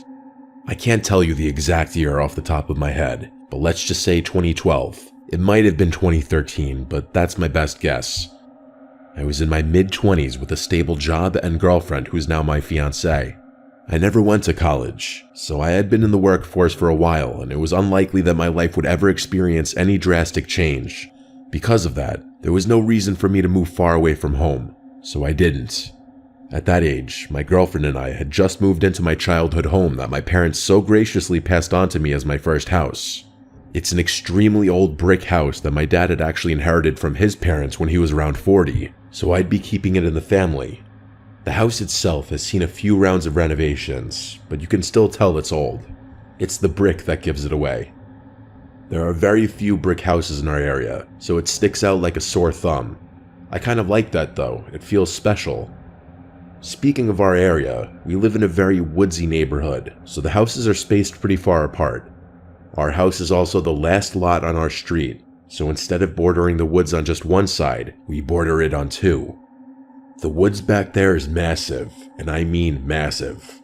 As a kid, my brothers and I would often go exploring in there, but no amount of aimless wandering ever got us even close to charting the whole thing.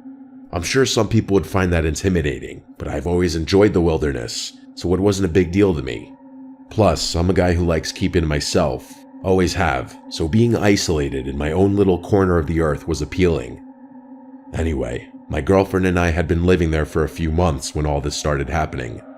It was sometime in the winter. I can't remember the exact month, all I know is that there was snow on the ground. It was sometime after 8 in the morning on a Sunday, the one day a week I got to sleep in. As I was getting in my pickup truck to treat myself to a coffee like I do every Sunday morning, I noticed something odd. In the driveway, right next to my car, there was what looked like a trail of footprints in the snow. My first thought was that my girlfriend had somehow woken up before me without me hearing her, and she came out to the driveway for whatever reason. But the more I looked around, the more I realized that was impossible. The path led across my front yard and through the hole in our side yard fence, meaning the footprints had originated from somewhere in the woods. On top of that, the trail didn't lead anywhere near our house, meaning they couldn't have been created by my girlfriend. I remember standing there, confused as hell. The trail didn't lead around our house or up to any of the windows, just the driver's side door of my car. That meant someone had walked directly from the woods to my car, only to immediately turn around and walk straight back into the woods. It was bizarre.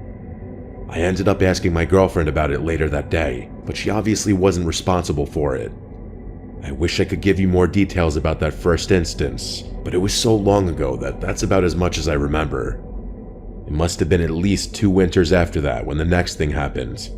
I specifically remember it being 2015, because that was the year my Seahawks lost the Super Bowl to Tom Brady. I woke up that morning and walked to my car. I think it was a weekday, but I'm not positive. As soon as I stepped outside, I instantly knew something was very, very wrong. There were footprints everywhere. I'm talking in the driveway, near all the windows, around the perimeter of the house. The yard was completely covered in them. I'm a pretty level-headed guy, so I'm not going to say I started panicking, but I'd be lying if I said I was completely calm in that moment. I was already late for work, so I didn't have time to inspect the prints very closely, but I didn't want to leave my girlfriend in a potentially dangerous situation. I quickly ran around the house and yard to make sure no one was lurking on the property, but that was about all I could do in the limited time I had. As I was pulling out of the driveway, I texted my girlfriend about the situation so she wouldn't freak out. I ended up leaving work early that day, mostly because the situation was stuck on my mind. By the time I got home, my girlfriend had made some shocking discoveries. As soon as I pulled up, she beckoned me into the yard and pointed at one of the trails, saying it had been bothering her all day. At first, I was confused, but then I realized what she was talking about. None of the footprints had left any shoe marks. I felt like an idiot for not picking up on it sooner. Whoever had left the footprints had been walking around in their bare feet. I was at a loss for words. Who the hell would walk around barefoot in freezing cold temperatures? My girlfriend suggested that maybe it was some kind of animal, but the prints genuinely looked like 2 human feet. We went inside and called my dad, but he said he'd never experienced anything like that in all of his years of living in that house. He told me to grab my rifle and try tracking down whoever had left the footprints. I really didn't want to, but I knew this kind of thing was my responsibility. My girlfriend wanted to call the police, but I knew that would be a waste of time. We had no evidence that a crime was committed, and I didn't think trespassing would warrant a search. I told her I'd call the police if I found something in the woods, and she agreed.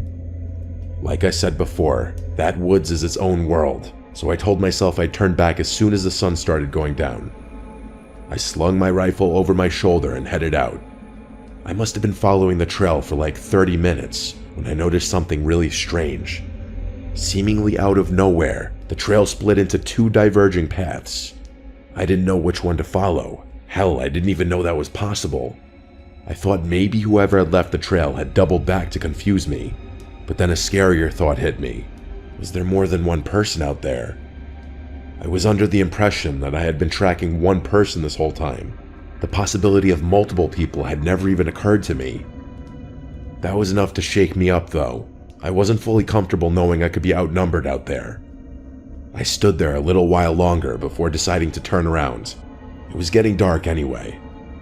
As I was walking back, I couldn't help but think about those footprints. I felt like I would have noticed if 2 people were trying to walk in the same footprints. There's no way the person in the back could have done it without messing up at least once. And then I thought that maybe someone had walked backwards from deeper in the woods to make it look like there had been 2 people there the whole time. And then, obviously, there was the possibility that it was just one person who doubled back on himself. Maybe someone had been carrying another person on his back and just got tired. I really didn't know which explanation was the most disturbing. We did end up calling the police that night, but as I predicted, they told us there wasn't much they could do without definitive evidence of a crime. I told my girlfriend I was going into the woods again the next morning, but it snowed pretty heavily that night, so there were no prints to follow anymore. My girlfriend was obviously terrified, but there was literally nothing we could do. Luckily, that was the last thing that happened that winter. In fact, nothing happened for a few years after that. I would go as far as to say we had forgotten about the whole thing. A lot had happened since then. My girlfriend and I got engaged in that time frame, and we were focusing on other things. I wouldn't be writing this if the story ended there, though. What I'm about to tell you happened less than a year ago. It was just after the new year, so January of this year. One random morning, I woke up to footprints all over my property. Just like that, all the memories came flooding back. My fiancée actually broke down in our bedroom, asking me if we'd ever escaped this nightmare. I didn't know what to tell her. It was actually worse this time. There were footprints leading to my shed, and a bunch of tools were missing. God knows what else those people had done. I was furious.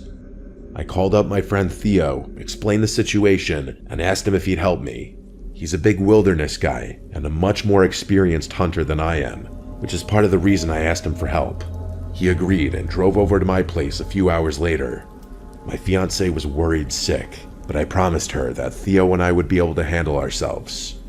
We dressed for the cold and geared up, knowing we might be out there for hours. The reason I wasn't worried about the darkness this time around was because Theo had this really expensive thermal scope for his AR-10, which would allow us to see in low visibility. I never spent that much money on hunting equipment, so I'd still be blind, but it was definitely comforting knowing at least one of us would be able to see. I won't sugarcoat it, I was pretty scared by the time we headed out. At first, Theo and I talked as we walked, but after 45 minutes, we were mostly silent. It's like the seriousness of the situation hit us both at the same time. I remember praying to God that I hadn't dragged Theo into some horrible situation. I'm not sure how long we walked after that, but eventually, the tracks once again split into two sets of footprints.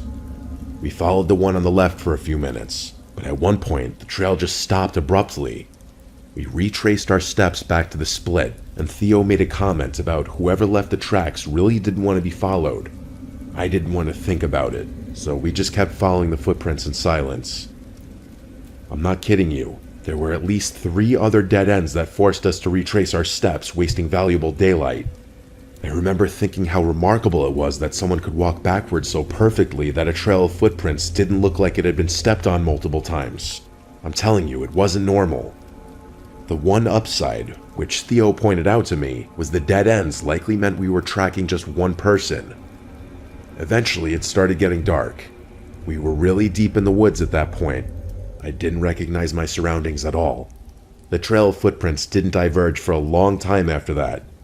Theo said whoever we were tracking had probably given up trying to make dead ends.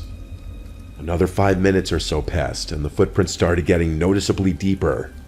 We were getting closer. At one point, another set of footprints appeared right alongside the original. Theo cursed and whispered that he had been wrong, and that we were probably tracking 2 people. The sun was basically all the way down now, so Theo was checking his scope every so often. The snow gave me some visibility, but I'll be honest, I probably would have turned around had it not been for Theo's scope.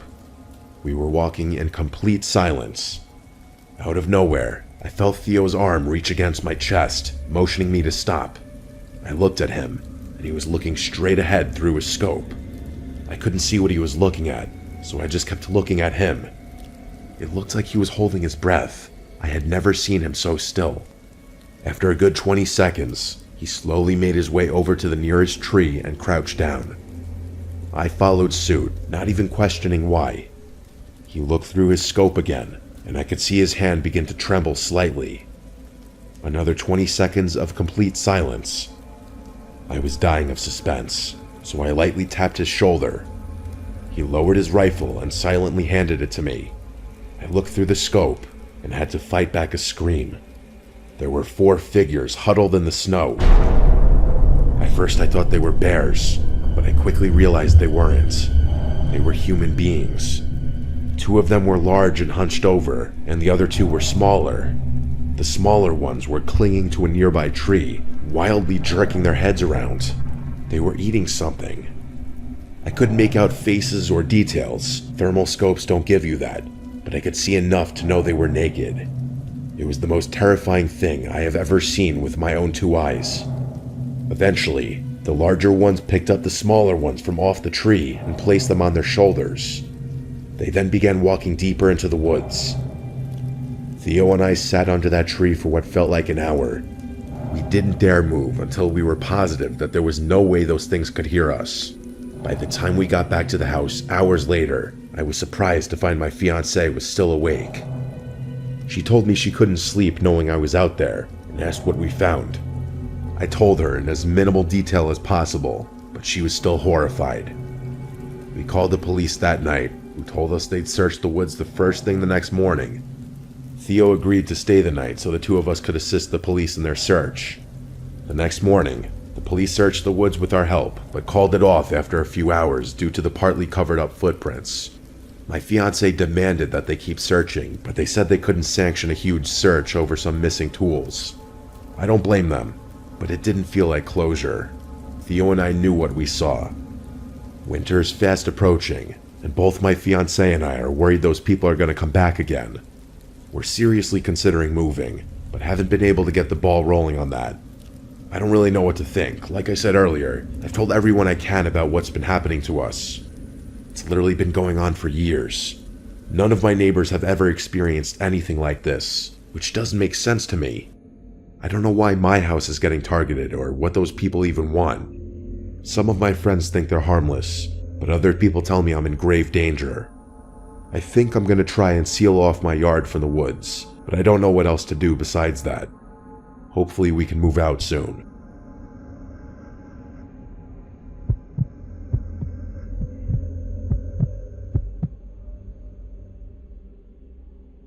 Last summer, I decided to tackle a major section of the Pacific Crest Trail. I've always loved hiking, especially solo trips. My plan was simple: park my car at the end of the section, hitch a ride to the trailhead, and hike back over the course of a little more than a week and a half. It sounded straightforward enough at the time. The first few days went smoothly, about how I expected. The trail was everything I'd hoped it would be: endless stretches of towering trees and winding paths cutting through serene landscapes. I'm in pretty good shape, so I don't have to stop very frequently when I'm hiking. I'm obviously not going to hike in the dark though, so every night I had to pitch a tent to get some shut-eye. I've always preferred to keep a low profile, especially since solo hikers can attract attention. Because of that, I'd venture a little off the trail to set up my camp each night. I figured it was better that way, minimize the chance of a stranger stumbling across my campsite. Up until the third night, everything was perfectly fine, but what I'm about to tell you is the reason why I'm taking an extended break from hiking or any kind of wilderness exploration for that matter. I woke up in the middle of the night with this odd sense that something was wrong. It was the kind of gut feeling you can't explain, but you know better than to ignore. I looked around my tent. Everything seemed normal inside, so I decided to have a look around the campsite. I drew my rifle, grabbed a flashlight, and unzipped the tent. There was no one out there, no one that I could see at least. I returned to my tent and started checking my pack. That's when I realized my wallet was gone. At first, I thought I'd just misplaced it, maybe left it outside the tent or buried it somewhere in my gear. But after tearing through everything, it was clear someone had taken it. My personal information, cash, credit cards, all of it. How was that even possible, though? Had someone broken into my tent just to steal that one thing and leave? It was unlikely, but randomly misplacing it was very uncharacteristic of me. I came to terms with the unfortunate conclusion that I had probably lost it myself. Things only got worse from there, though. Over the course of the next few days, I started to notice more things missing. Small items, seemingly random things. One of my lighters, my Swiss Army knife, a few energy bars. I knew I wasn't just misplacing everything. Someone was stealing my belongings. Part of me didn't want to believe it, but by the fourth day, it was undeniable. I was being stalked. There wasn't any cell coverage on that part of the trail, so it wasn't like I could alert someone about my situation. I remember contemplating turning back, but I'd only be saving myself a couple of days at best. There was no way I'd be able to hike either direction without sleeping, but I didn't feel comfortable pitching a tent in those woods with someone literally stalking me. It was a lose-lose situation. I remained calm and told myself there was a reason I had brought my rifle out there. And then it dawned on me, why hadn't that person stolen my gun? It's almost as if they were deliberately messing with me. That night, I tied my tent shut from the inside, hoping that would keep them out should they return. I tried to stay up for as long as possible, but I eventually fell asleep from pure exhaustion. My plan worked though, because when I woke up the next morning, There was no sign that anyone had been in my tent. By then, the paranoia had set in fully though. The solitude was getting to my brain, and every second of hiking was agonizing. I don't have anxiety, nor have I ever had it, but let me tell you, I have never felt worse in my life than I did over the next few days. Just imagine being in my position. No options but to continue hiking despite knowing someone's lurking not far behind. The anxiety was perpetual, and I was unraveling. I can't explain why or how, but my mind started playing tricks on me. A rustling in the bushes turned out to be nothing. A shadow flickering at the edge of my vision vanished the moment I turned my head. The hallucinations got worse. I can't remember most of them specifically, but the one that sticks out the most is this. As I was walking, I felt myself step into an ankle-deep puddle of water that almost caused me to trip. I literally heard the splash and felt the cold water soaking my sock, but when I looked down, the ground was completely dry. I stood there in complete shock. It felt so real. I had no choice but to continue down the trail. As bad as the days were, the nights were always worse. I tied my tent shut and slept next to my rifle, but nothing made the anxiety go away. At one point, I had to splash cold water on my face to calm myself down. The hallucinations mostly subsided after that. I'm not sure what I would have done if they had continued. The next night, I woke up to the sound of footsteps walking around my campsite. I quietly grabbed my rifle, preparing to confront whoever was there, but my body was frozen in fear. Eventually, the footsteps faded into the woods, but there was no way in hell I was going to sleep after that. As soon as the sun came up, I packed up camp in a frenzy, my hands shaking so badly I could barely tie my gear. I couldn't stay out there another night. I was so close, probably a day and a quarter's hike away from my car, maybe less if I moved quickly. I decided that I wouldn't be stopping to sleep that night, that I'd push through the night to get off the godforsaken trail as quickly as possible. I hiked for hours, as quickly as my body would let me go. When the sun started to set, I gritted my teeth and continued instead of pulling off to pitch my tent. By the time it was pitch black out, I was so close. Probably 2 hours away at most. I kept walking, flashlight in one hand, rifle in the other. I started second-guessing my decision. I had never hiked in the darkness before, and I was not prepared for how difficult it was. That in and of itself was scary enough. I kept going, trying to keep my breathing steady. About an hour passed. I was getting closer.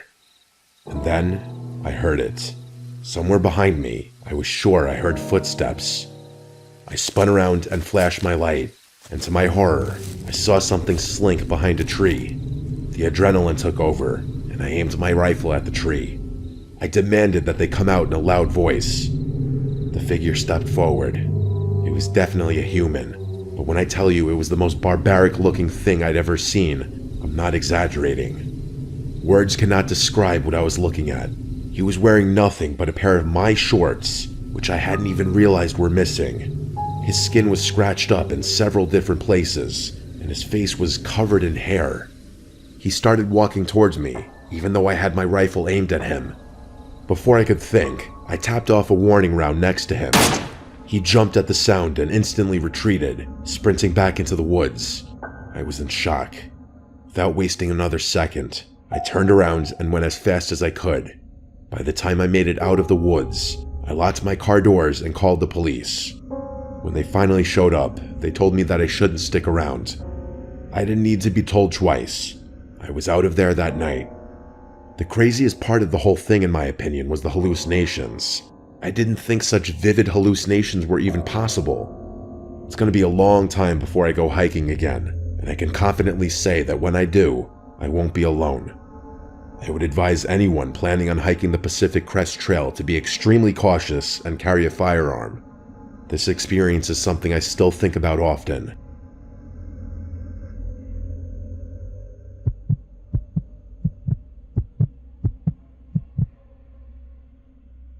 I apologize in advance if I mess up any details about the story I'm about to tell. This is something that my best friend told me multiple times several years ago now. It's one of those stories so unsettling you can't shake it even after hearing it more than once. My friend's dad was a logger, specifically a tree saw operator. For those who don't know, a tree saw is a massive machine capable of cutting down giant trees and slicing them to specific lengths. His job meant long, grueling hours, often alone in the deep, secluded forests of the Pacific Northwest. The way his logging crew worked, he was paid based on the number of trees he cut down rather than the hours he worked, so he would often push himself to work 16 to 20-hour days to finish jobs as quickly as possible. After he and his coworker finished their part, the rest of the crew would come in to clear the felled trees and transport them to the mill. While he spent about half of his time working alone, the other half was spent with his friend Griffin, another tree saw operator. They used radios to communicate, especially when they worked on opposite ends of the same job site. A number of years ago, my friend's dad and Griffin were assigned to a remote job site high up on a mountain. It took the company over 3 weeks just to clear a road wide enough for their trucks and equipment to make it to the site. By the time they began work, they were positioned in an extremely desolate part of the mountain. They were already 10 days in, making good progress, when they started hearing strange chatter over their radios. At first, the voices were muffled, just faint, static-laden murmurs that didn't make sense. They tried switching channels, but no matter what they did, the chatter followed them. Anyone who's used a standard radio knows how strange that is. It should be impossible for anyone to follow you when you're switching channels. As they progressed farther up the mountain, the voices became more distinct. They couldn't hear full conversations, but based on what they could hear, they both agreed that the tone of the conversation fragments felt off. My friend's dad said it sounded almost casual at times, but the content was unintelligible. They also started finding strange signs that people had been there before them. Random containers, footprints in the dirt, and small makeshift campsites. Like I said before, they were in a place so remote it was practically inaccessible, so these discoveries were deeply unsettling. No one should have been up there. One day, Griffin came across a tent hidden just off a trail and called my friend's dad over. They decided to investigate. Inside, they found a single sleeping bag and a duffel bag filled with the most disturbing things imaginable. Multiple pairs of children's underwear, duct tape, rope, and crude sketches of children being molested. There were even photos of a fresh apple indicating whoever owned it had been there recently. Griffin wanted to pack up and leave immediately. My friend's dad, ever the workaholic, insisted they finish the job. They agreed to limit radio communication to emergencies only and decided to keep working. That night, they sat in the camper, unable to shake the dread that hung over them. The radio crackled to life again, and this time they could make out snippets of a conversation between two men. They were talking about mundane things, collecting water and firewood, but the realization that these men were likely connected to the tent freaked my friend's dad out. Griffin wasn't as fazed, but my friend's dad was losing it. The next night, my friend's dad decided to confront them. When he heard the men talking about gathering bush for a fire, he grabbed the radio and demanded to know who they were and what they were doing there. The radio went silent immediately, and the men didn't respond. That silence was almost more unnerving than the chatter. Griffin was upset that my friend's dad had announced their presence, and the two of them got into a brief argument before deciding they'd escalate the situation the next day. Around midnight, Griffin shook my friend's dad awake, whispering that someone was outside the camper. The first thing he noticed was the soft sound of footsteps crunching on the gravel outside. Heart pounding, he fumbled for his gun, only to realize it wasn't loaded. He had no idea where his ammunition was. Griffin was unarmed, and the idea of calling the police was laughable given their location. They both sat frozen as they heard the camper door handle jiggle. The door creaked open, but didn't fully swing inward. Their camper was high off the ground, and there was no ladder or stool to climb up. Then came the scratching. Long, deliberate scratches along the outside of the door. 4 agonizing minutes passed. Finally, my friend's dad nodded at Griffin, signaling he was going to check it out. He moved quietly toward the door, gripping a flashlight in his shaking hand. Just as he reached the door, it burst open, and he was struck across the face with a knife. His pain was blinding. He fell out of the camper, hitting the ground hard. Before he could recover, a man was on top of him, pressing the knife against his neck. Another man appeared, kicking him repeatedly in the head. Griffin, without hesitation, leapt out of the camper and tackled the man with a knife. The second man bolted into the darkness, and the one Griffin had tackled scrambled to his feet and followed. They disappeared into the forest. Griffin helped my dad's friend back into the truck, and they drove 2 hours to the nearest hospital. It was bad. His face was a bloody mess, and there was a cut across his eye so severe it permanently damaged his vision. They reported the attack to the police, but nothing came of it. 2 weeks later, as the rest of the logging crew finished the job, one of their coworkers was found bound, gagged, raped, and murdered in a ditch. No arrests were ever made. To this day, my friend's dad struggles with PTSD. His right eye, with its disfigured pupil, constantly reminds him of that night. I'm sure he hasn't had a full night of restful sleep since. I've been terrified of deep woods for a long time now, mostly because of my friend's dad's experience. I haven't heard from my friend or his dad in years now, so I can only hope he's doing all right.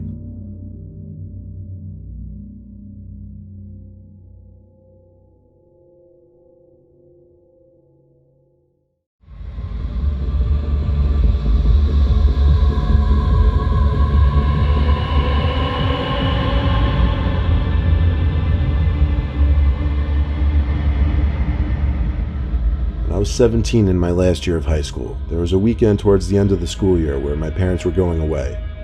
I saw it as a perfect opportunity to throw an end-of-the-year party. I went to the store and bought 3 big bags of red Solo cups and a bag of ping pong balls, and I paid my older brother, who was 21, to pick up a bunch of beers and liquor. The good thing about my house was that it was in a cul-de-sac, and it had a plot of land dedicated to water collection right behind the backyard, so the chances of a noise complaint were slim. My older brother invited like 10 friends of his own. People started showing up around 9. I basically made it open invite to most people in my grade. By the peak of the night, there were probably 60 to 70 kids in my house. It was more insane than I thought it would be. It got to a point where I started seeing kids I didn't know coming into my house. At that point, I had to put my foot down and start locking the door to avoid randoms from coming in. Every time people would leave, I'd lock the door again. Later in the night, when there were about 20 kids left in my house, my good friend Peter asked me about the guy who went to the upstairs of my house. I questioned what he was talking about, and he told me there was some random guy walking up my stairs about a minute ago. I intended on leaving the upstairs off limits, as the only rooms up there are bedrooms. I ran upstairs and checked all of the bedrooms, which all had the lights off. I checked my bedroom last, which appeared to be empty too. I went back to tell Peter. He said with 100% certainty that someone was still up there. So this time he came up with me to check all of the rooms again, under all the beds and all the closets, but whoever this kid was that Peter saw didn't turn up. So we went back downstairs. I figured Peter was drinking too much and just had no credibility that night. He was one of the few people who I'd be letting crash at my house that night. In fact, Peter crashed on a couch before everyone even left. It was probably 2 in the morning by the time the last of my friends left. My brother was already asleep in his room upstairs, while Peter and my other friend John slept on the couches downstairs. I went upstairs to the bathroom, exhausted but feeling satisfied with the party. As I brushed my teeth and looked at myself in the mirror, through a slight blur from drinking so much, I thought I heard something above me. I turned off my electric toothbrush and listened for the longest time, but there was nothing now. I rinsed up and went to my room. But before I could even crash into bed, I heard another sound from above me. A thump in the ceiling. I went to my brother's bedroom door, but no matter how much I knocked, he wouldn't open his door. I suddenly had the thought to check the attic. For some reason, it took me that long. I got the hook to pull down the stairs to the attic. I'd never actually been in that attic before.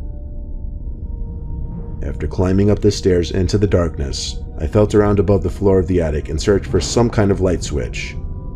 My hand knocked into a string, so I pulled it down, and a single dim light flickered on. The center of the attic, where the door was lit nicely by this light, but the outer walls of the attic were all dark.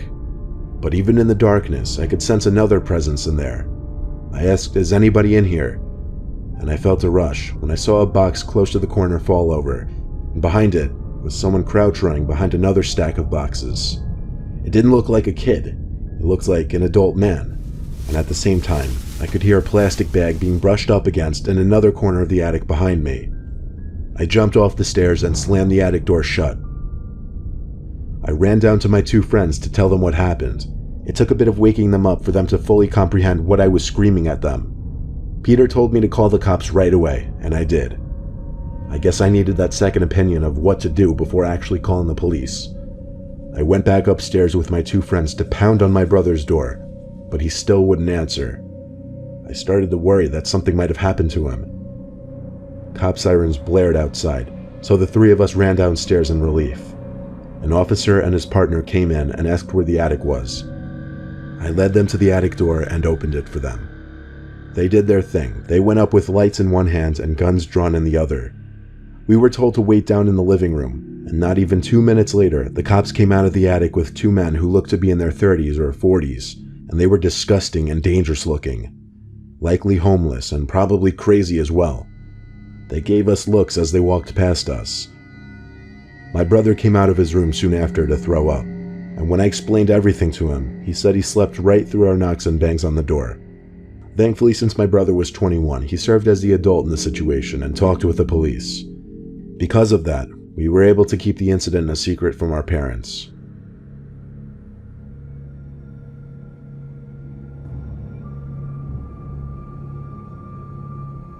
I used to go to the University of Idaho before transferring. In my sophomore year, I went to a lot of frat parties. There was one frat party that changed the way I look at college parties, however. I'm gonna leave the name of the frat out of this story, but one of the smaller frats on our campus was having an open party. Free for girls and a $20 charge at the door for guys, so we all had to pay the cover charge. When we got inside, there were definitely a lot of people, but the party overall seemed kind of grimy and sketchy. There were a lot more guys than girls, and it was insanely hot in the house. There seemed to be a couple guys going to a back room, so I figured I'd check it out to see if anything was going on back there. After going through a door to a much quieter section of the house, I saw the same couple of guys go outside.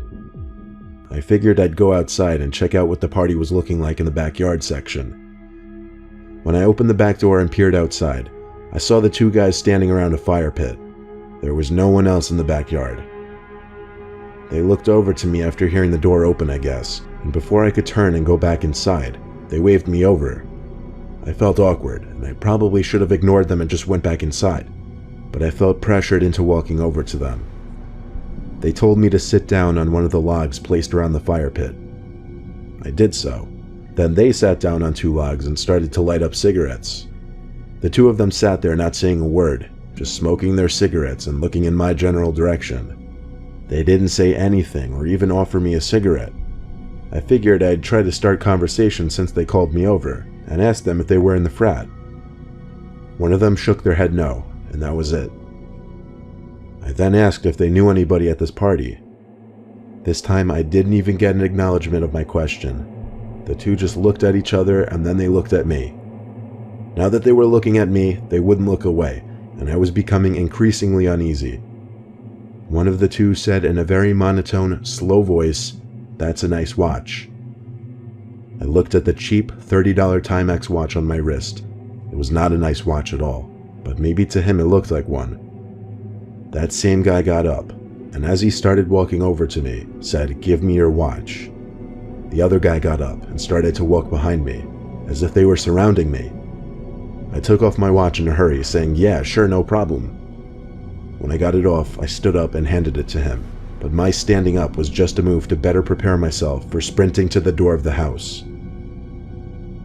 I heard a flick and a swish come from behind me. I associated it to be the sound of a knife being flicked open. The guy behind me said, "Take off your shirt," and that's when I decided it was time to sprint for the door. It took me about 3 seconds to get to the door. I don't know how far they followed me for, or if they even did, but I got back in the house, went back to the front section where the party was, and found my two friends. I told them we had to go and to ask questions later. People were looking at me as I guess I made a scene telling my friends to go. They finally listened and we left the house through the front. Campus was half a mile from that house, so we walked it. On our way back though, at one point I turned around and saw two people walking towards us. I stopped to keep looking. The two people stepped under a streetlight. It was those two men from the backyard. I told my friends to run and they listened. We ran all the way back to campus and back to our dorms. I told the president of that particular frat about what happened. He promised me they were not associated with those two individuals. Still, I didn't go to any other parties hosted by that frat, and I did take it easy on the partying for a while after that.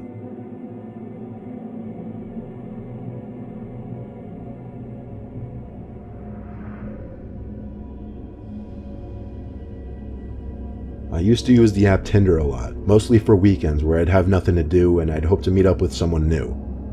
One Friday night, my friends Steve, Raj, and I were chilling in my room bored. I matched someone on Tinder and she seemed pretty cool based on her pictures and bio. She messaged me first saying there was a party and to pull up.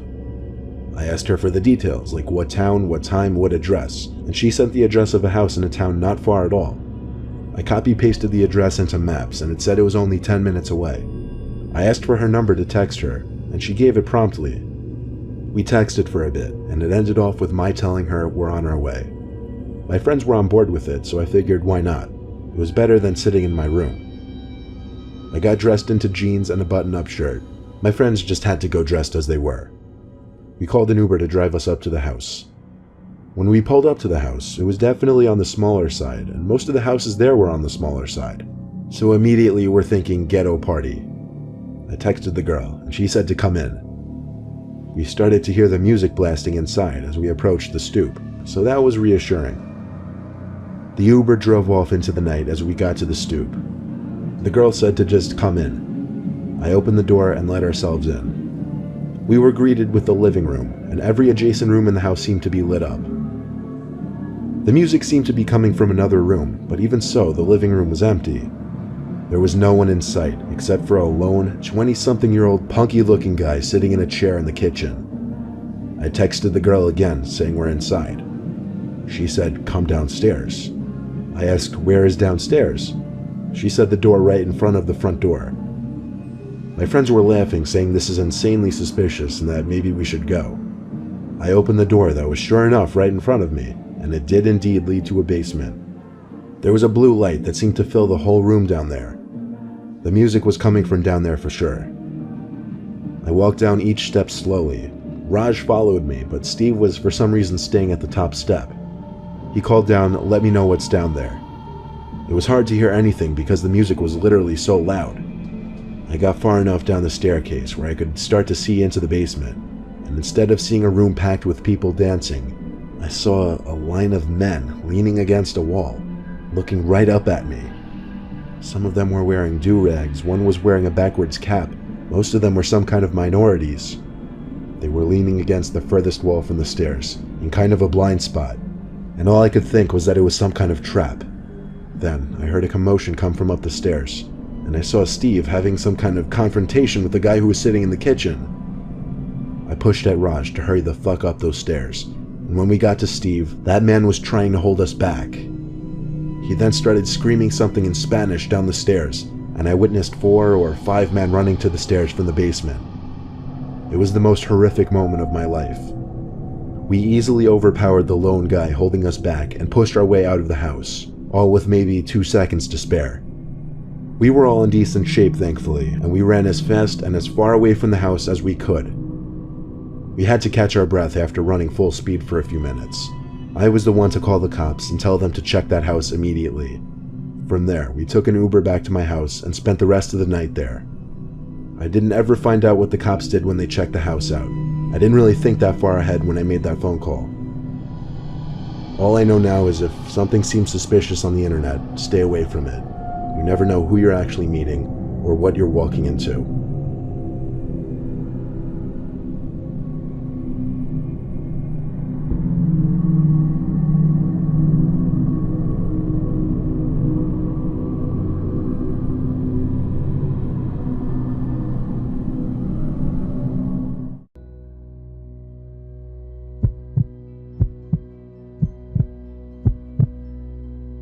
When I was in university, I would take 6 courses every semester because I was doing a dual degree, and I wanted to get it all done in 4 years. This meant a lot of semesters I was up to my neck and ears in homework and studying all the time. My university had a library that was open until midnight. I was also interning this semester, so I really had almost no time to do my work. I still lived on campus at this point, and my suite mates could be very loud and distracting sometimes. This was a Wednesday night, so I had 3 classes that day and my internship. I also had 2 exams the following day, so right after I finished up at my internship, I went straight to the library. Our campus library was very big. When I got there at 9 p.m., there was still a decent amount of people everywhere, but from 9 to 10 it quiets down a lot, and I was planning on being there until 12 studying for my 2 exams the next day. Around 11, most people were gone, but there were still some around. I was sitting at one of the tables sandwiched between 2 bookshelves on either side, so it was a little more private and secluded where I was sitting. Less distractions. By 11 o'clock, some guy who looked to be in his upper 20s came into the section and passed one of the multiple empty tables and came to mine, where he sat down diagonally across from me at the table. I looked up, and he looked back at me and smiled as he was setting his books down. I looked back down and just tried to focus on my studying, and not wonder too much why he decided to sit at my table. I was going through the slides to study on my laptop, when the guy at my table said "excuse me," then asked me if I by chance was taking a specific economics course. I politely told him no, sorry, hoping that would be the end of it. But then he started explaining why he asked that, because his quote-unquote professor is a bitch and gives pop quizzes every day. I said, wow, that really sucks. Then I tried to go back to studying. Mentally, my mind wasn't completely into the material anymore now. Now I was distracted by the presence of this man, who I had a feeling was going to keep trying to talk to me. I looked up from my laptop screen and saw that man looking at me, smiling with his lips. I looked back down at my laptop, contemplating getting up and moving elsewhere or just leaving. He then asked my name. I made up a name and said Chelsea. He said, "You have such blue eyes, Chelsea." This was when I started to wonder if this man was really here to study or creep on women, and the fact that he looked like he was almost 30 didn't help. I asked him what the name of his economics professor was. He took a second, then said Professor Davis. I asked if he knew the first name. He shook his head no. I went straight to ratemyprofessor.com and looked up any professors with the last name Davis at our school, and only one came up, a calculus professor whose last reviews were left years ago. I decided to get up and go ask the security worker at the front door for help. As I got up, I felt the stare of that man at the table watching me walk over to the security worker and tell him that this man was creeping me out and I don't think he's a student. The security worker walked back over with me and asked to see the man's student ID. He started looking through his wallet, then his pockets, and then he said he must have left it at his dorm. The security worker then asked what dorm building he's in. The guy was clearly lying because he didn't know what to say and eventually just said, "I honestly don't remember what it's called." The security worker walked him out of the library, and he came back and told me to just be careful while walking back to my dorm. I thanked him. The whole rest of the time at the library, my mind was so distracted just thinking about what a creep that guy was. I did my best to keep studying, and around 12, I knew it was time to wrap it up so I could get some sleep. I packed up and left through the same way the security guard escorted that man out. He wasn't standing there at that moment. I don't know where he went. I started walking through the basically deserted campus. No one walks around that late on a Monday to Wednesday night. That's why eventually, when I was nearing my dorm building and I heard at least one loud sound of a shoe hitting the concrete behind me, I turned around, but I saw no one there. I knew for a fact I heard a footstep though. I started to run now, which may have been a mistake because the second I started to run, which was made more difficult because of my backpack, I heard running footsteps behind me. I turned and saw that man from the library sprinting towards me. I screamed at the top of my lungs, but only for a second before I was tackled to the ground and had a hand over my mouth. He kept threatening me, saying, "You better shut up or I'll kill you." I genuinely thought my life was about to end. I was trying to call out for help still, but it was muffled by his hand. He then got to his feet and started to drag me by the throat out of sight of the main walkways, and I saw he was dragging me in the direction of the woods right by the dorms. I managed to remove his hand from my mouth for just long enough to scream again. It was enough to get the attention of these 2 guys who came running over yelling, "Hey, stop," at my kidnapper. The man let go of me and started running off towards the woods. The 2 guys came over to me, and I'm sure they were asking me if I was okay and whatnot, but I blocked all noise out for a few moments, and I was in total shock. I completely let my emotions out and started bawling my eyes out. The two guys called university police, and I did my best to keep myself together and explain. We went to the library to ask the security worker for his description of the man as well. It matched my description of the man. The police were also able to use the footage from the library cameras to get a clear picture of the man's face. The picture was sent out to all students' phones and emails and the school website, and that same night, there was an anonymous tip that the man was at a late-night dive bar down the road from the school. The police arrived to the bar and arrested him. The level of trauma this induced on me was incredible. I can't even imagine the trauma for those who weren't as lucky as me in situations like this.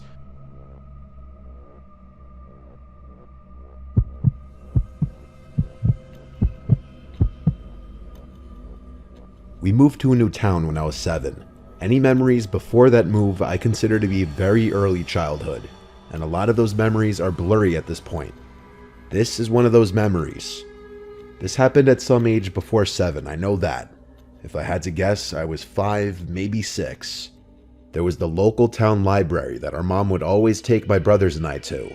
It was a few blocks away, actually. I remember this one day, it was my mom and my little brother, who was a toddler at this point. We started the day at the mall, probably spent hours there tagging along with our mom shopping. Whenever we'd go to this mall, she'd always bring us to the McDonald's inside the mall to get us ice cream cones. I remember we got ice cream on this particular day, because on the way to the library after leaving the mall, I still had some of the cone left in my hand. We arrived to the library, and there was this kids' computer section that my mom would let me stay at and play computer games while she went and did whatever she'd do. When I got bored of playing whatever old online computer games there were at the time, I got up and started walking through the aisles of books in the kids section of the library, looking for the I Spy books. The kids section was in the far corner of the library, and while I was walking from aisle to aisle, I heard a psst from behind me. I turned around and saw nothing. I was looking at the back wall of the library, which had another shelf of books leaning on it. Then I saw half of a grown man's face peer around the shelf and said, "Peekaboo." I remember laughing and feeling no sense of danger. He did it again. He went back behind the shelf, then peered out his head again and said, "Peekaboo." Again, I laughed. He asked me what I was looking for, and I said the I Spy books. He said he'll help me find it. He came over and took my hand and started leading me through the aisles, leading us, I guess, to the section of books that began with the letter I. And there they were, at least 5 I Spy books next to each other. I grabbed my favorite one, the treasure hunt one, and he said, "Let's go sit down and play." He led me to a table in the corner by a couple children's computers, and we started looking through the pictures. This went on for some time, and he was asking me questions about myself as we played I Spy. The question that still sticks out to me the most is, "Who are you here with?" And I told him my mom and little brother. At some point after this, he said something implying that there's a kid's playroom downstairs, and I, at that age, never knew that there was a downstairs to the library. He said we could take the book down there. He led me to the door that led to the basement of the library, which, for reference, is actually where events and meetings for certain clubs and organizations are held. And there is actually a little playroom down there, I guess for parents who have to bring their kids with them during any of the meetings. The man led me to that little playroom. There were various toys in there, most notably a Lego set and a Lego table, and then there were a bunch of chairs. He set the I Spy book down on the Lego table. This is where things get really uncomfortable thinking back on. As he was trying to forcibly get me to play with the toys, I started to get uncomfortable. And around this time, over the loudspeaker, a female librarian said into the intercom, "Will Liam come to the front, please? Your mother's looking for you." At this time, the man went to turn off the lights in the room, and now it was pitch black inside. He said in the dark, "We're gonna play hide and seek." This was the first moment I was genuinely freaked out, and I started to yell for my mom. I remember he kept telling me to be quiet, and his voice was getting louder as he was getting closer to me in the dark, until he had his hands on me. I thankfully managed to run past him and out the door of that room, and I ran down the dark hallway back to the stairs, and as I was running up the stairs, I had that same childhood feeling of running up the basement stairs after turning off the lights, only 100 times worse, because I genuinely was scared I was going to be grabbed. I made it back to the main floor of the library and ran straight to the front desk calling for my mom. She was at the front desk with a group of librarians, and I remember the relief on my mom's face when she saw me. I told her there was some man who took me downstairs, and she literally lost it. The next thing I remember from there was a bunch of police in the building searching around, but I never saw that man again. He must have exited the building through a different way. I remember speaking to some woman who was probably with the police, asking me very delicate questions. I never really asked my mom about this experience that many times, because it's very uncomfortable, and I'd rather just not think of it.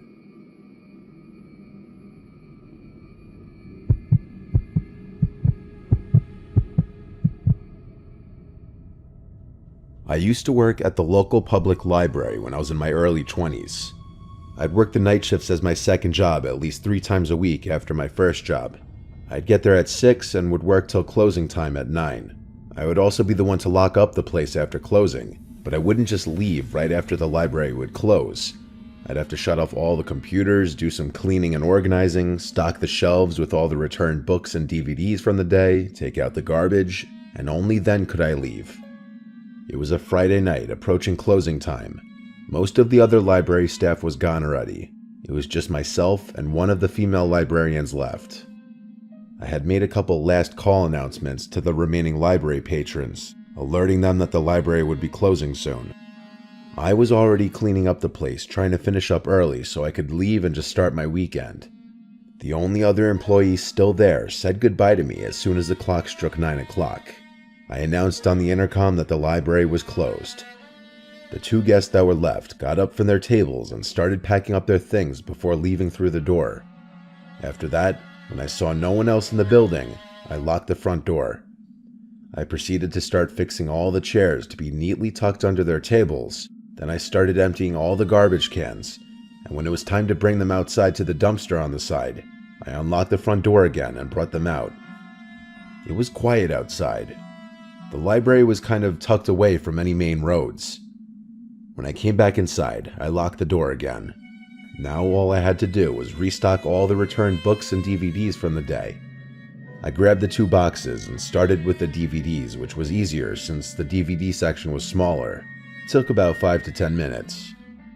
During this time, I thought for sure I heard something come from one of the book aisles. I started walking through the aisles till I found an open book laying on the floor, which had clearly just fallen off the shelf. I put it back in its place, and for a second I stood there and just wondered, how could that have happened? I went back to work, and after finishing the DVDs, I took the box of books and started putting them one by one back on the shelves. Going in alphabetical order, I started with the A's. The books in the box were sorted in alphabetical order to make it easy. As I worked my way down the shelves trying to bang this out and go home, I heard another noise nearby. 2 times in less than 20 minutes. That was no coincidence. I set the box down and started walking through the aisles of books again. I found another 2 books on the ground in another aisle. Someone was in here. I walked out to the open area with all the tables and such and yelled out, "Excuse me, the library is closed." There was silence, until I heard something from across the library, from the children's section. I approached the noises, and it started to sound like some rabid animal making growling sounds. I also heard books being thrown onto the floor. It was coming from one aisle. As I built up the courage to peek down the aisle, I saw some woman wearing a nightgown throwing random books off the shelf, making these disgusting animal-like sounds. I didn't say anything. I turned and ran to the office where we had the phone. I didn't have a cell phone at this time. I locked the office door and closed the blinds to the window. Then I called 911. I reported that there was some sickly woman in the library and I think they should send an ambulance. They asked if I had approached the woman, and I said no, she looked like she could be dangerous. When the operator asked me if the woman was still in the same spot, I opened the blinds and I screamed because that woman was right on the other side of the glass looking in. Her pupils were so big that she looked demonic. I said to the operator, "She's right outside the office." The woman started to bang on the glass, screaming gibberish. She tried opening the door, and when it didn't open, she turned around and sat on a chair facing the office. The operator asked me to keep the blind open and watch her. The woman was wobbly as she sat down, so I noted she was definitely high out of her mind. 2 police cars and an ambulance showed up to the library. The woman was put in handcuffs because she tried fighting the police officers, but nothing she was saying made any sense. She was put in the back of an ambulance and was taken away. I never found out what the hell she was on. I don't know how she got inside. Maybe while I was taking the garbage out, or maybe she was inside before I even locked the place up. Either way, it definitely made being in the library alone after closing pretty unsettling from there on out.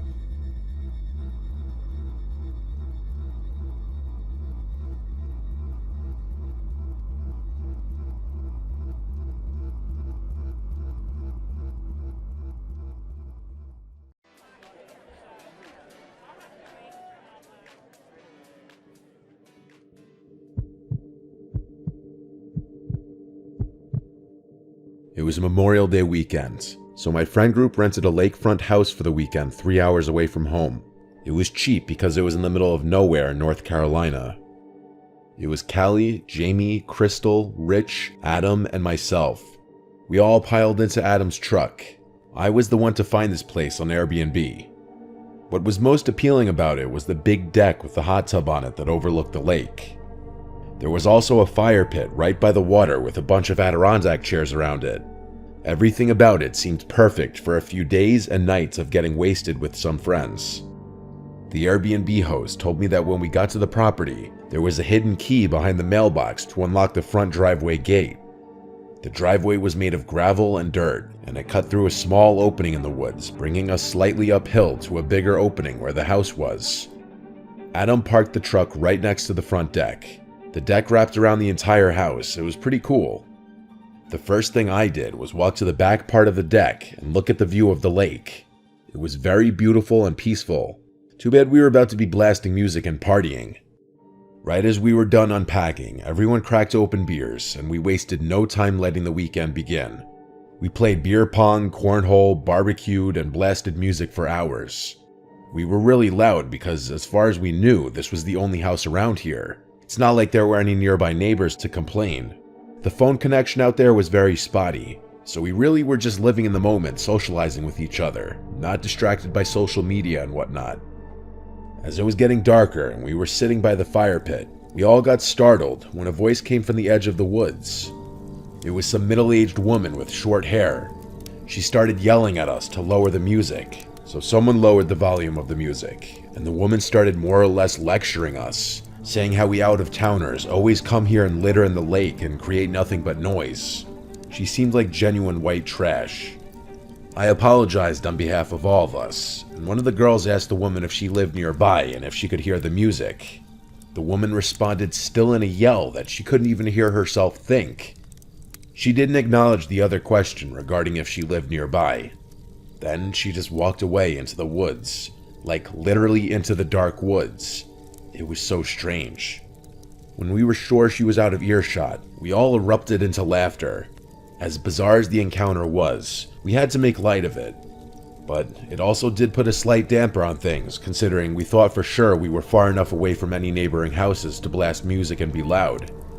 But we continued to drink, and pretty soon that concern was forgotten about and we got loud again. Some immeasurable amount of time passed before a song ended and it went quiet for a second, and we heard a voice calling out from the lake. We paused the music and listened, and sure enough, a voice was calling out for help in the middle of the lake. We all looked at each other nervously. I stood up and went to the water and yelled out, "Who's out there? Are you in the water?" The voice called back, "Yes, help." Adrenaline started to kick in. There was a kayak leaned up against the deck by the water with 2 sets of paddles. Adam and I agreed to paddle out there in an effort to save whoever was out there. We yelled out at them to keep calling out, but as we got in the water, the calls seemed to get further away, no matter how deep we got into the lake. After like 5 to 10 minutes of rowing out to the complete darkness of this lake, calling out repeatedly for that man we heard, there was just utter silence. All we could see were the lights from the house sitting at the edge of the lake, and then just darkness in every other direction. It was only the sound of the light splashes of water, and then screams. Female screams coming from the direction of the house. They sounded gut-wrenching, like genuine screams of danger. It sounded like more than one, at least two of the girls' screams. We immediately started paddling back, even more panicked now. The screams stopped long before we got back to the shore. We screamed out for our friends, but we checked inside and outside of the cabin, and all four of them were gone, vanished without a trace. We tried texting and calling them, but we had no bars, of course. Adam's truck was still there, so we took it and drove up the road looking for the nearest neighboring house, and we found it. A similar opening in the woods that led up a hill and onto a property where we saw a house with the lights on. We went to ring the doorbell multiple times. No one ever answered. We went to look through one of the windows in the front, and what we saw sent chills up my spine. We could see clear as day into the living room. There was a lamp on in the corner, and in the middle of the room, somewhat close to the window, was that trashy woman we saw who came and yelled at us before. She was standing still, doing nothing, just facing the window looking out at us. She had a borderline angry-looking expression. We yelled asking for help, but when she wouldn't move, we were too creeped out to stay there and left. As we got back in the truck, about to drive to another house, my phone started vibrating, and it was Rich calling me. Thank God. I picked up and asked where they were, what happened, but I could barely get a word in, as Rich said there were two men with axes in their hands, wearing masks over their heads, walking towards them out of the woods, hence why the girls screamed, and they all ran away down the road. One of them was currently on the phone with 911, and they were waiting it out in the woods right on the side of the road. It wasn't long after that the call disconnected, and I wasn't able to reach him again. So we waited on the side of the road not far from the house, and when we finally saw flashing lights coming down the road, we waved them down and asked them to help us find our friends first. So we drove up the road until we saw our friends come out from the woods waving their hands. We scooped them up and followed the police back to the house. But here, we collected all of our belongings, as Rich and the girls all frantically recounted what they had just went through. The Airbnb was oddly enough not broken into from what it seemed, and none of our stuff was taken. There was no sign of any men with axes. We also told of the cries for help in the lake, which I believe prompted a search team coming to the scene, but by then we were already long gone out of that place. We never looked back. After much persistence and battling with Airbnb and the host, we got our money back for the stay. Well, most of it.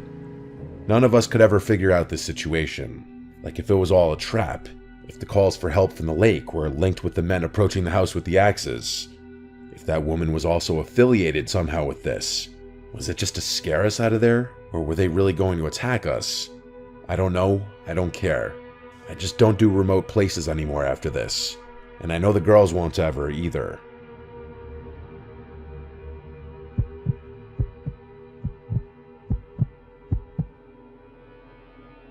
It was Memorial Day weekend of 2021. The world was recovering from COVID. Everyone was looking to celebrate. That included my friends and I.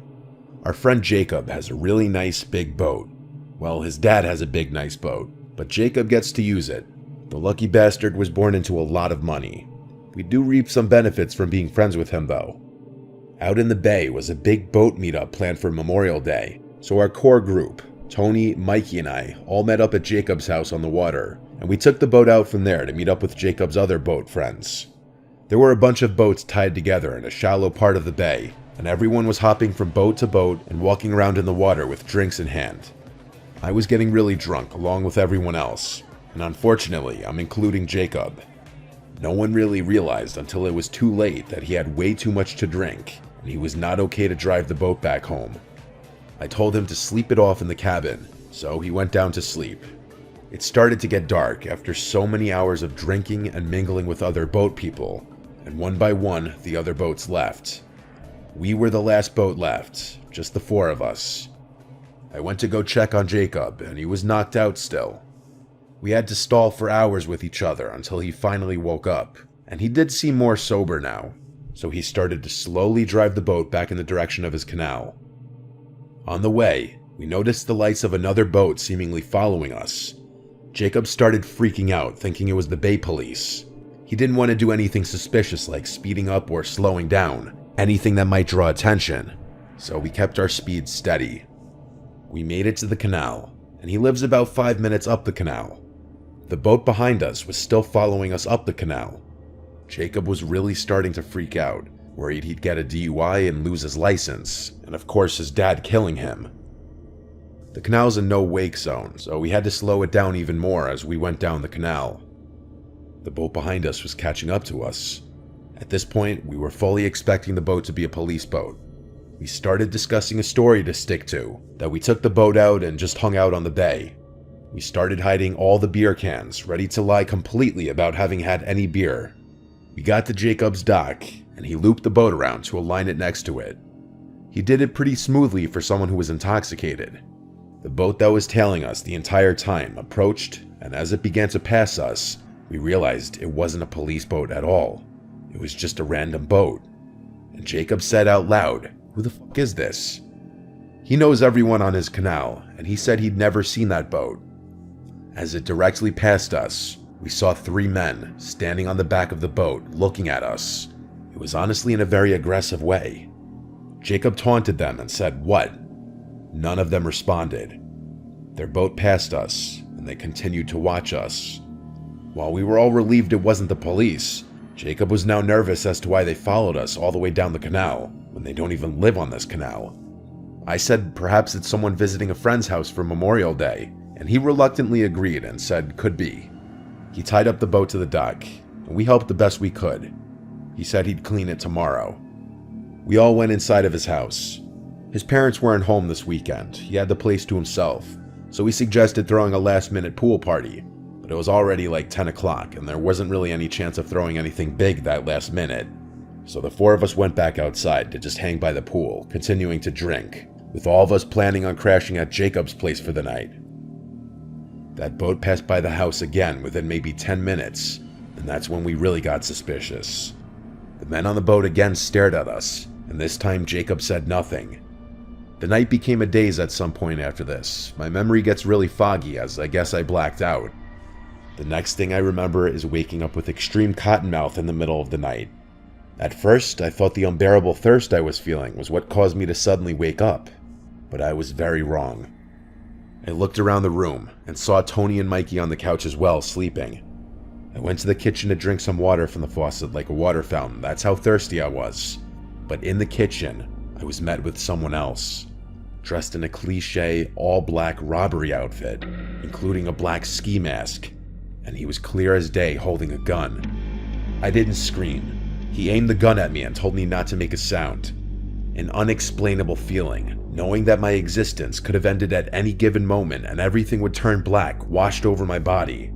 He said to me in a quiet voice, "Where is the owner of the house?" I whispered, "I don't know."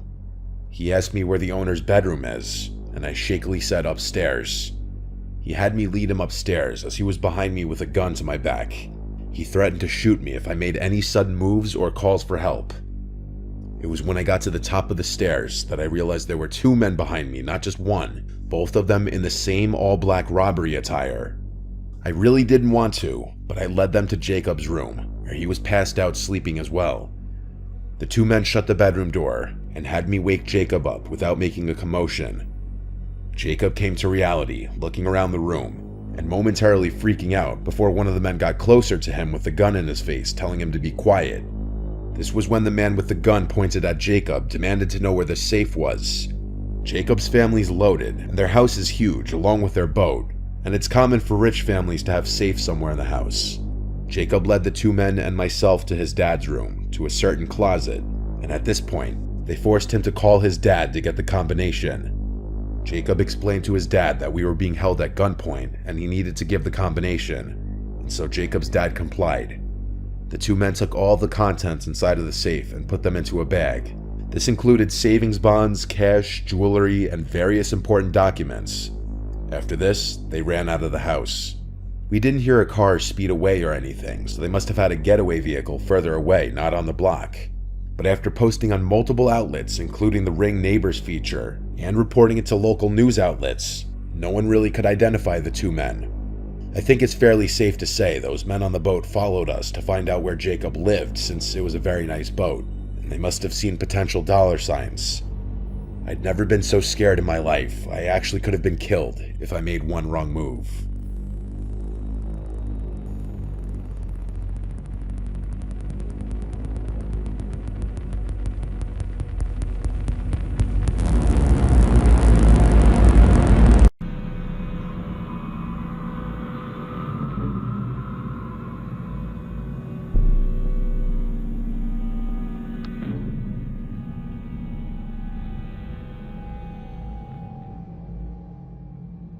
4 years ago, I took my youngest sister and her 2 friends trick-or-treating. I'm 18 now. I was obviously 14 during the time of this story, and my youngest sister was only 7 at the time, along with her 2 friends, who, of the 2, I'll only name one, Mary, for privacy reasons.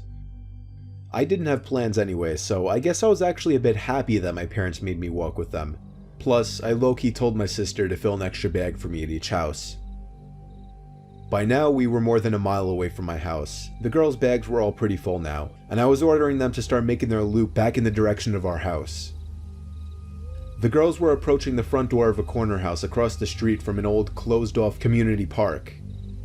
The house already stood out from the rest on the block in that there was a 3-foot wooden fence surrounding the perimeter, except for the walkway and driveway, and a bunch of overgrown trees and bushes on the front lawn, almost completely blocking the actual house from view. They tried looking for the doorbell, but then called back to me that there wasn't one.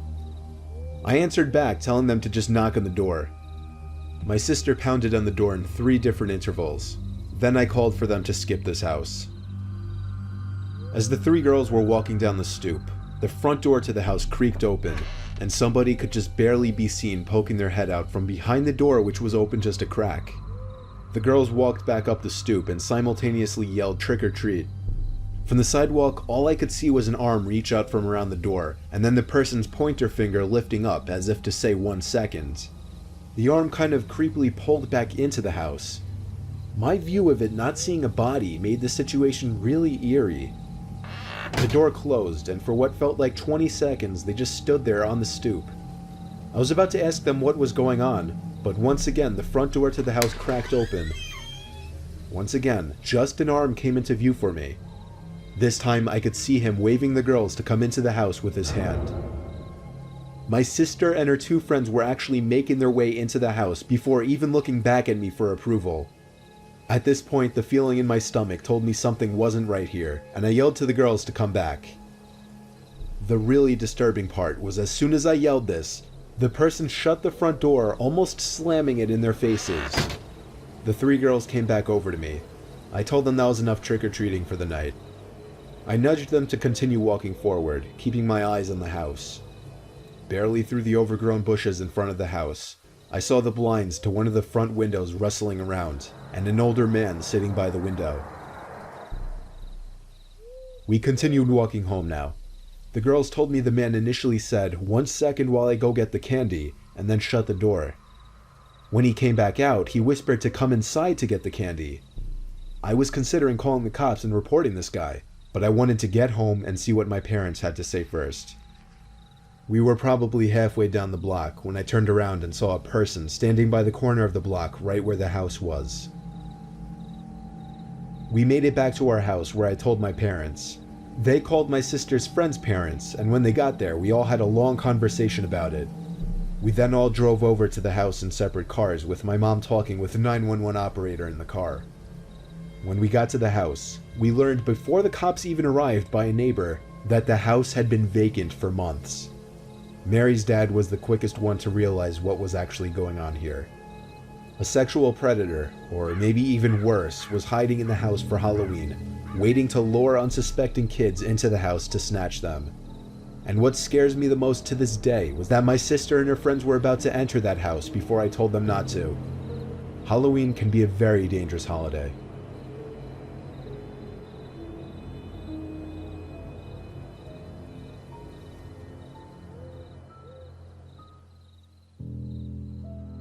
Two years ago, I was home on Halloween, and for the most part, it was a pretty normal day. Since Halloween was on a Friday, all of my friends were out partying. However, I was doing homework. Not one of my most exciting nights, but I didn't mind too much. I really had to get this homework done anyway. My mom and dad were handing out candy to the trick-or-treaters as they usually do. My house doesn't usually get many because we're pretty much the only house on the block that hands out, so it's often ignored because it's not worth their time. Tonight was no exception. Later that night, my mom calls me down and tells me to watch the door for trick-or-treaters because my neighbors had come over asking for help with their costumes for a party. So my neighbors and my parents both went upstairs to work on the costumes, leaving me alone downstairs. It didn't bother me because I had finished my homework and I could just play my PS4 while listening for knocks on the front door, which was close by. Only a couple more trick-or-treaters came in about an hour. Pretty typical for this area. However, around 11 p.m., I heard a knock at the door.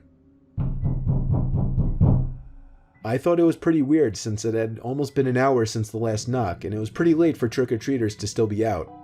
Regardless, I grabbed the candy and went to answer the door. It's important to note that there's a small room in between the front door and the living room. When we answer the front door, we make sure to lock the door behind us leading to the living room so our dogs don't run up and start barking and whatnot. I did the same thing here. When I answered the door, there was a surprisingly large man, at least 6'3" tall, with a somewhat muscular physique, standing in front of me wearing a Michael Myers costume. Not a cheap one either, it looked pretty expensive for a costume.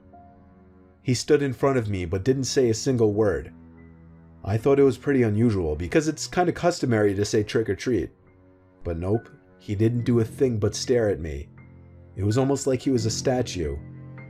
I thought he was really trying to sell the character and creep me out, and it was working. I was feeling a little intimidated because I'm pretty small for a guy, only about 5 feet 10 inches tall. I decided to break the awkward silence and say trick or treat for him while handing him some candy. I couldn't believe what he did next. In response to me handing him candy, he took a few steps into my house. This was when I started getting really uncomfortable. You're supposed to take the candy, say thank you, and go. It's like an unspoken rule that you don't walk into people's houses without permission. It was at this moment that I also noticed that he didn't have any type of bag for candy. This was a huge red flag, because I realized then that he was not there to trick or treat. Before I could respond, the man reached into his pocket and pulled something out. I didn't want to look at it, but I was assuming it was a weapon, and I had no idea what to do. I'd locked myself into a small room with a psychopath much larger than me holding a weapon, blocking the only exit. We all like to pretend and make up scenarios in our heads where we have to be the hero and save the day, but here I was, stuck in a real-life situation, completely unable to move, not able to save myself. I was frozen in fear. It was such a weird feeling, almost like I was dreaming the entire thing. I had no control over my body. And what a cliche way of dying I thought it would be, getting stabbed to death by someone dressed up as Michael Myers on Halloween. Thankfully it didn't go like that, because without warning, the guy takes off his mask and jokingly says, "I'm just messing with you, bro." I'm still frozen in shock and can't respond in any way. He then says, "I scared you though, right?" Completely confused and still afraid, I managed to respond with, "Yeah, you got me." He put the knife back in his pocket, which gave me a huge sign of relief, and said, "I didn't really come here to trick-or-treat, but can I have that candy anyway? I'm really hungry." I didn't hesitate to give him the candy because he creeped me out, and he still did have a knife. He then goes on to mention how he just left his friend's Halloween party and he saw my lights on and decided to prank me. It was obvious that he was drunk and high and thought knocking on someone's house pretending to be Michael Myers qualifies as a good prank. He mentions how he owns a tattoo place about an hour away from here, and even says that I'm pretty chill and that we should hang out sometime. He tells me to put his name and number in my phone so we could chill soon. I make sure to take his name and number down. After all, the last thing I wanted to do was upset this weird guy still blocking my only exit with a knife. I basically agreed to everything he said because I was still terrified and just wanted the conversation to end as soon as possible. But this conversation seemed to go on for hours. Despite this, I still didn't feel comfortable or safe. I had to find a way to get this guy out of my house. There was something way off about him, and I got vibes that he was a dangerous person. So I decided to make up a bullshit lie and say that I had something cooking in the oven that I needed to check on and that I'd text him later. And it worked. He said okay and turned around to leave my house. I could not close and lock the door quick enough when he left. My heart was still beating so fast that I thought it was going to burst from my chest. That was easily the most terrifying and weirdest experience of my life. I decided to not contact the police though, since the guy didn't have any malicious intent. I guess he was just completely out of it and just a overall really creepy person. I still have his number to this day, but we've never texted or called each other, just the way I'd like it. As terrifying as that situation was, I can laugh at it now and use it as an interesting story to share with my friends, so I guess one good thing did come from it. Just be careful who you open your door for on Halloween. There's some very weird and messed up people out there. I got lucky this guy wasn't a complete psychopath, because nothing was stopping him from stabbing me.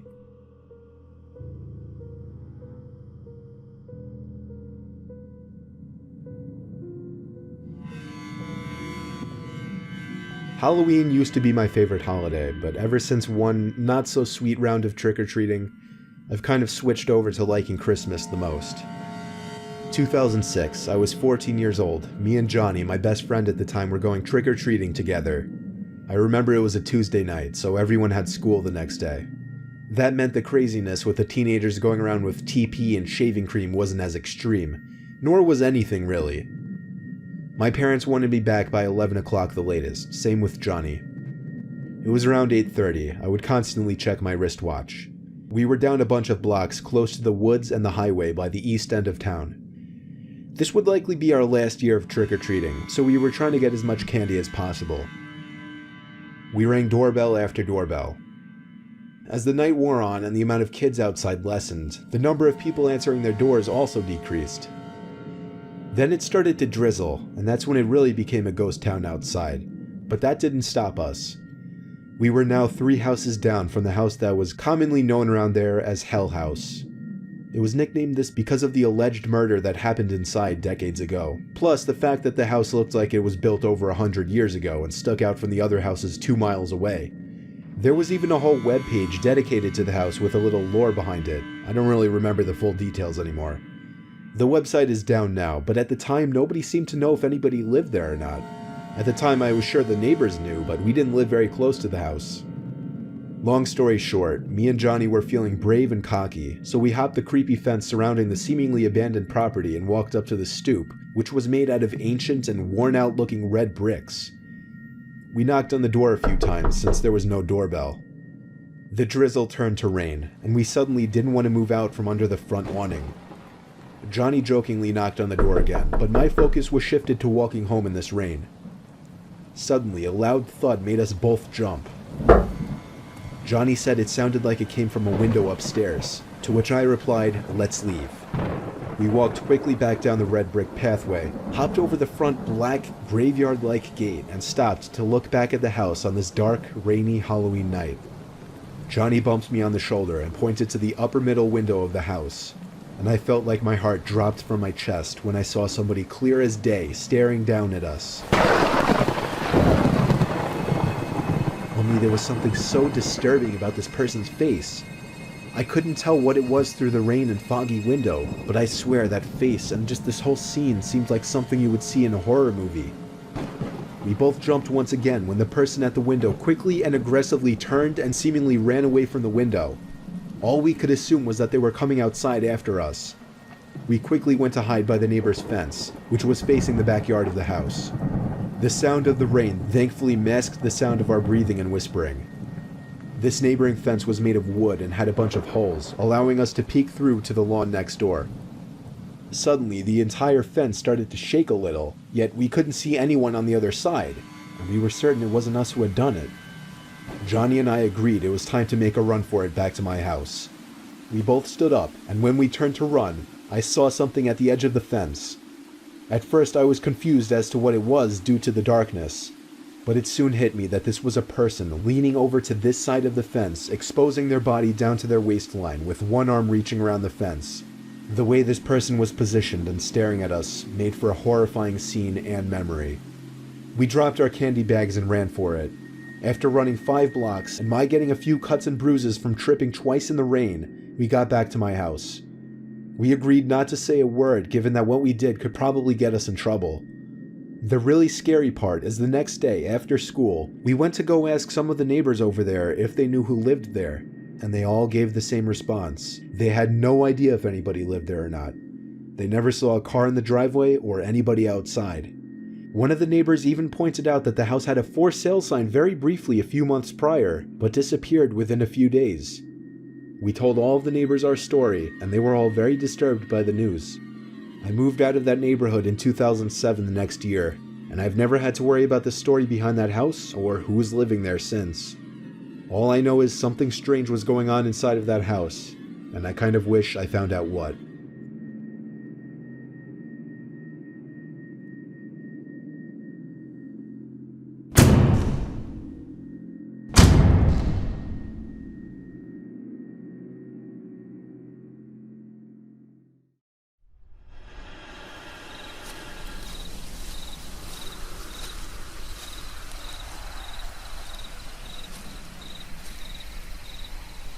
once took a trek on the Appalachian Trail in Pennsylvania, which is the longest hiking-only trail in the world.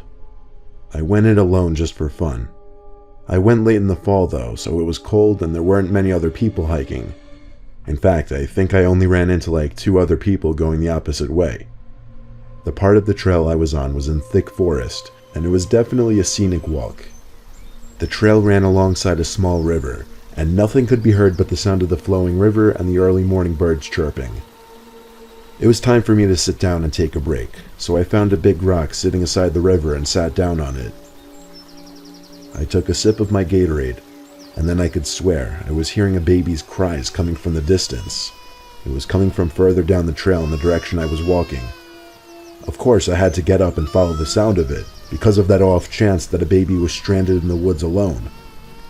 As I walked further down the trail though, it seemed like the baby's cries stayed the same distance away. This went on for like half a minute of walking fast before I gave up, and assumed it was somebody with a baby walking down the trail. I sat down on another rock I found on the side of the trail by the river. Eventually the crying seemed to just stop. Like it didn't fade away really, it just stopped abruptly.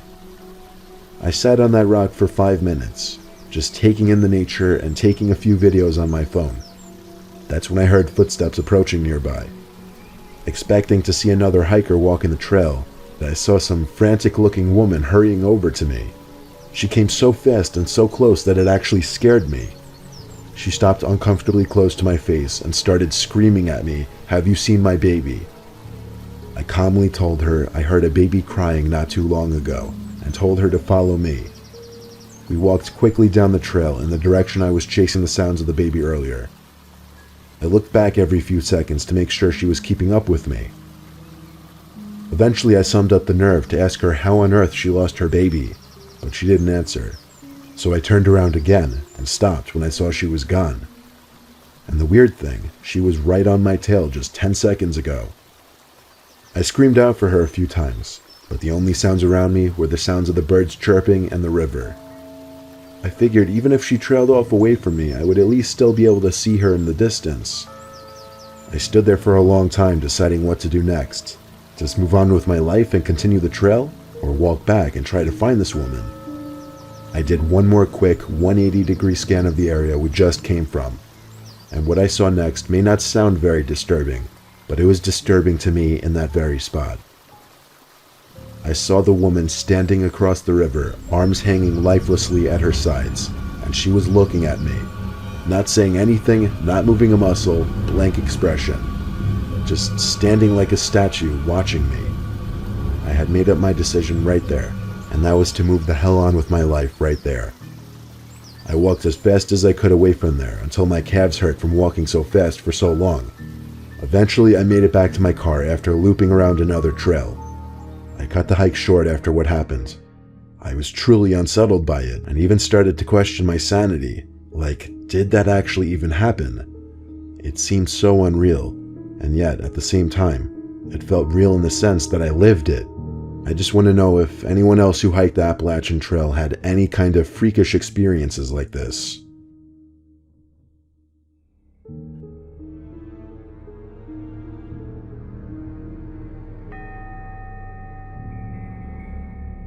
I have a preserve by my house since we live in a highly populated suburban area and there isn't much green.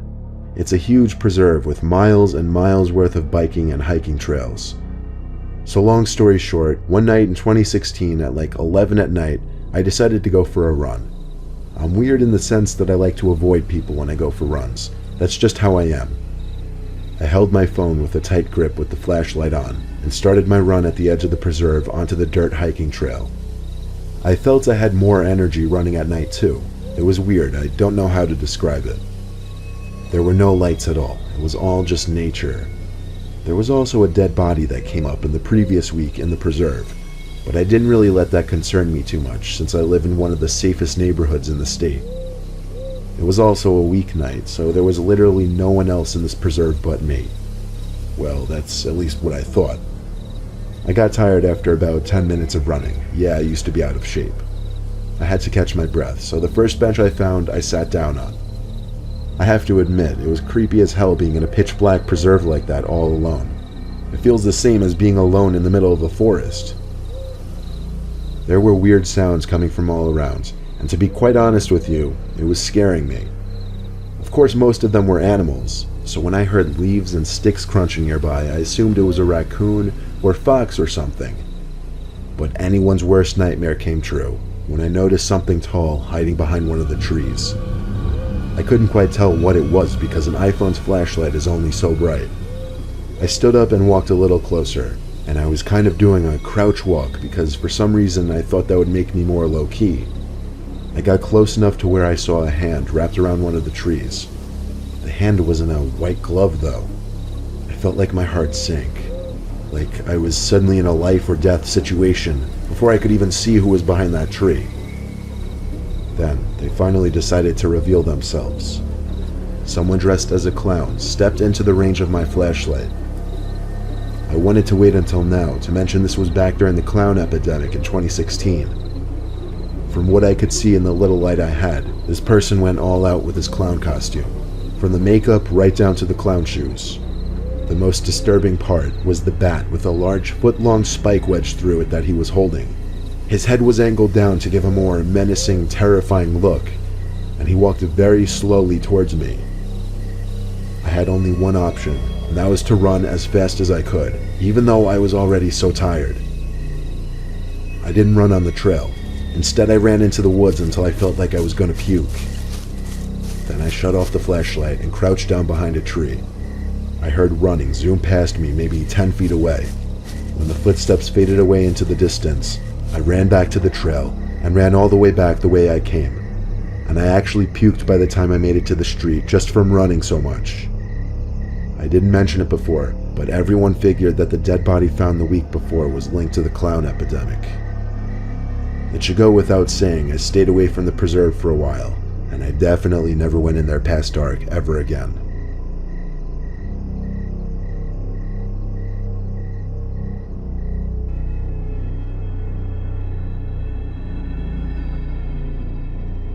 I went on a solo camping trip to the woods a few miles from my house.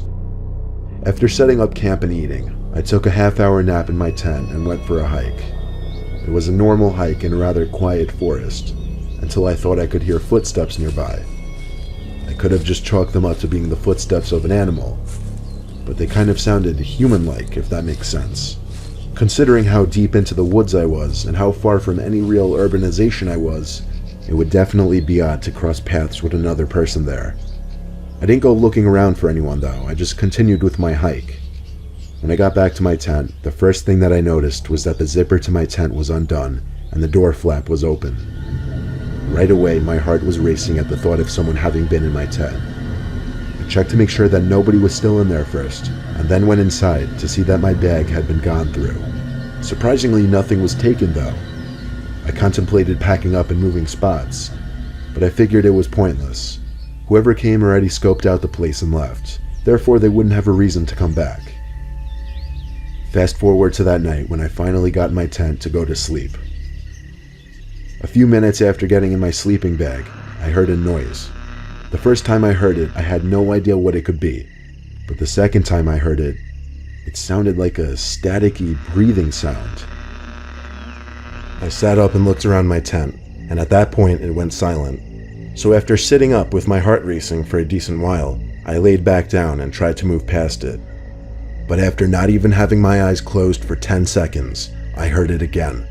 Some kind of grainy, staticky breathing noise. I started digging through my bag and found something I knew for certain I didn't bring with me. I pulled out a huge, archaic-looking walkie-talkie type thing, and the static was emanating from that. I instantly associated it with the footsteps and whoever searched my tent.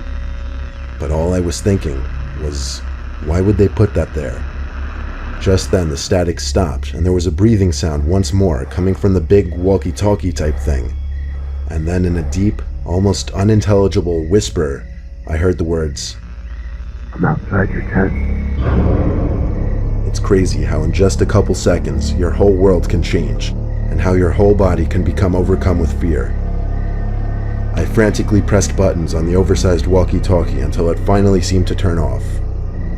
Then, I heard something hit the ground outside, something heavy, I had a choice. Do I stand ground and protect my belongings and myself, or do I make a straight dash for the pickup truck? When I heard something else hit the ground right outside the tent, I chose the latter and made a run for my pickup. I left behind my tent, my sleeping bag, and other equipment, but in reality none of that stuff really mattered when my life was potentially on the line. For all I know, it was some kind of trap to just get me to leave all my stuff behind for them to take. Or it could have genuinely been someone who intended on harming me.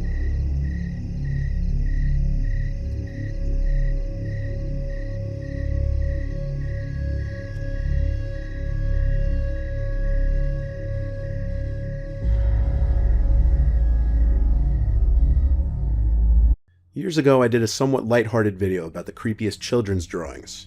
I made jokes about a lot of them, but a few on that list did seem like they might have had some sinister backstories. Over the years, I've gotten a handful of kids' drawings with backstories emailed to me. Today, I'm going to be compiling a few of those into this video. This was the drawing made by a 6-year-old boy in 2012. The picture was found in his room by his older sister Tracy, who sent this to me, who was 14 at the time, and she showed it to her parents.